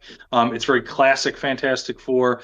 The downside and the knock that I give this is that there's so much good introduction of new things that happen in earlier volumes. It's not happening here, so I'm also going to give it an 8. Okay. All right, so both Stozier and I give it an 8, which means our combined rating. Oh, why do I have 8.5 written on there? It would be an 8. Clearly, I teach history and not math, right? I think that was a leftover from Morbius when I moved the PowerPoints over. Anyway, great. So, gosh, this is our longest episode ever here. Real quick, let's talk about where we're going next. We're still going to be releasing new episodes every day, one-shots for the Epic Marvel Podcast Reading Club. We're in the midst of Morbius, Proteus, Volume 6. Stozier, we're gonna have to figure out how to get caught up on that, because I think we have episodes through Tuesday this week, and we don't have anything after that, so we're gonna have to figure that out.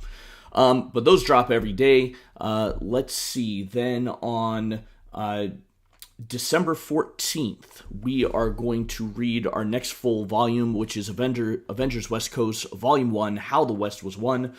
We will live stream that again at 8 a.m. Let's see. Yeah, I've got that volume right here, so there we go. It's up there.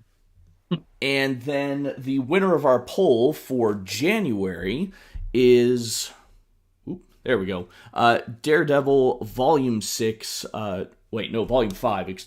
Volume 8. God, it even says Volume 5 on my PowerPoint. I'm sorry, I clearly screwed up here. Okay, so this is Volume 8, To Dare the Devil.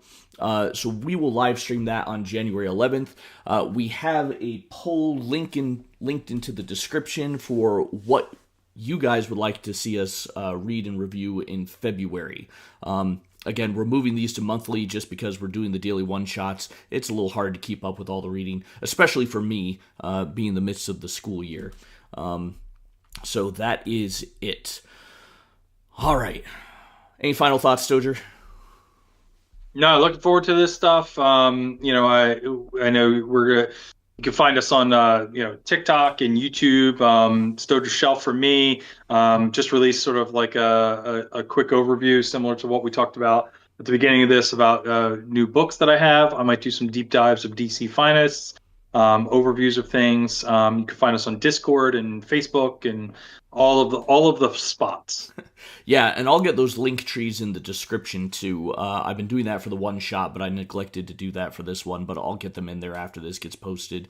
Um, anything you want to add? I have in our show notes the discount code somewhere. Did you want to add that? Or is Yeah, yeah. We have an affiliate, or I have an affiliate code with Panelbound Comics. So you can use Stojr for $2 off your order, or Stojr Ship for 5% off an order of a minimum of 3 books in your cart. And for anybody out there looking for to fill up their shelf, keep an eye out for Black Friday sales. You got in stock trades, cheap graphic novels, and panel-bound books, obviously, panel-bound comics, I should say. They used to be called organic price books, panel-bound comics. And then there's Target and Amazon, as well as your local comic shops. Yeah, definitely support those local comic shops. They could use us. All right, I think that's all I have. Again, you can follow us on the socials. We are active in the Discord. I'm not too active on things in the middle of the school year, but I try to pop in when I can. Hope you guys enjoyed this. We'll have a one-shot later today, more of those tomorrow, and then we will live stream again next month. Hopefully figure out the comic viewing thing to where we're not dropping frames. I've got a couple ideas. So disappointed that happened because it was working perfectly yesterday, but I also didn't have the comic viewer yesterday. Just the arcade game up. All right, that's it, guys. Hope you enjoy. We'll see you next time, and hopefully it will be just as epic.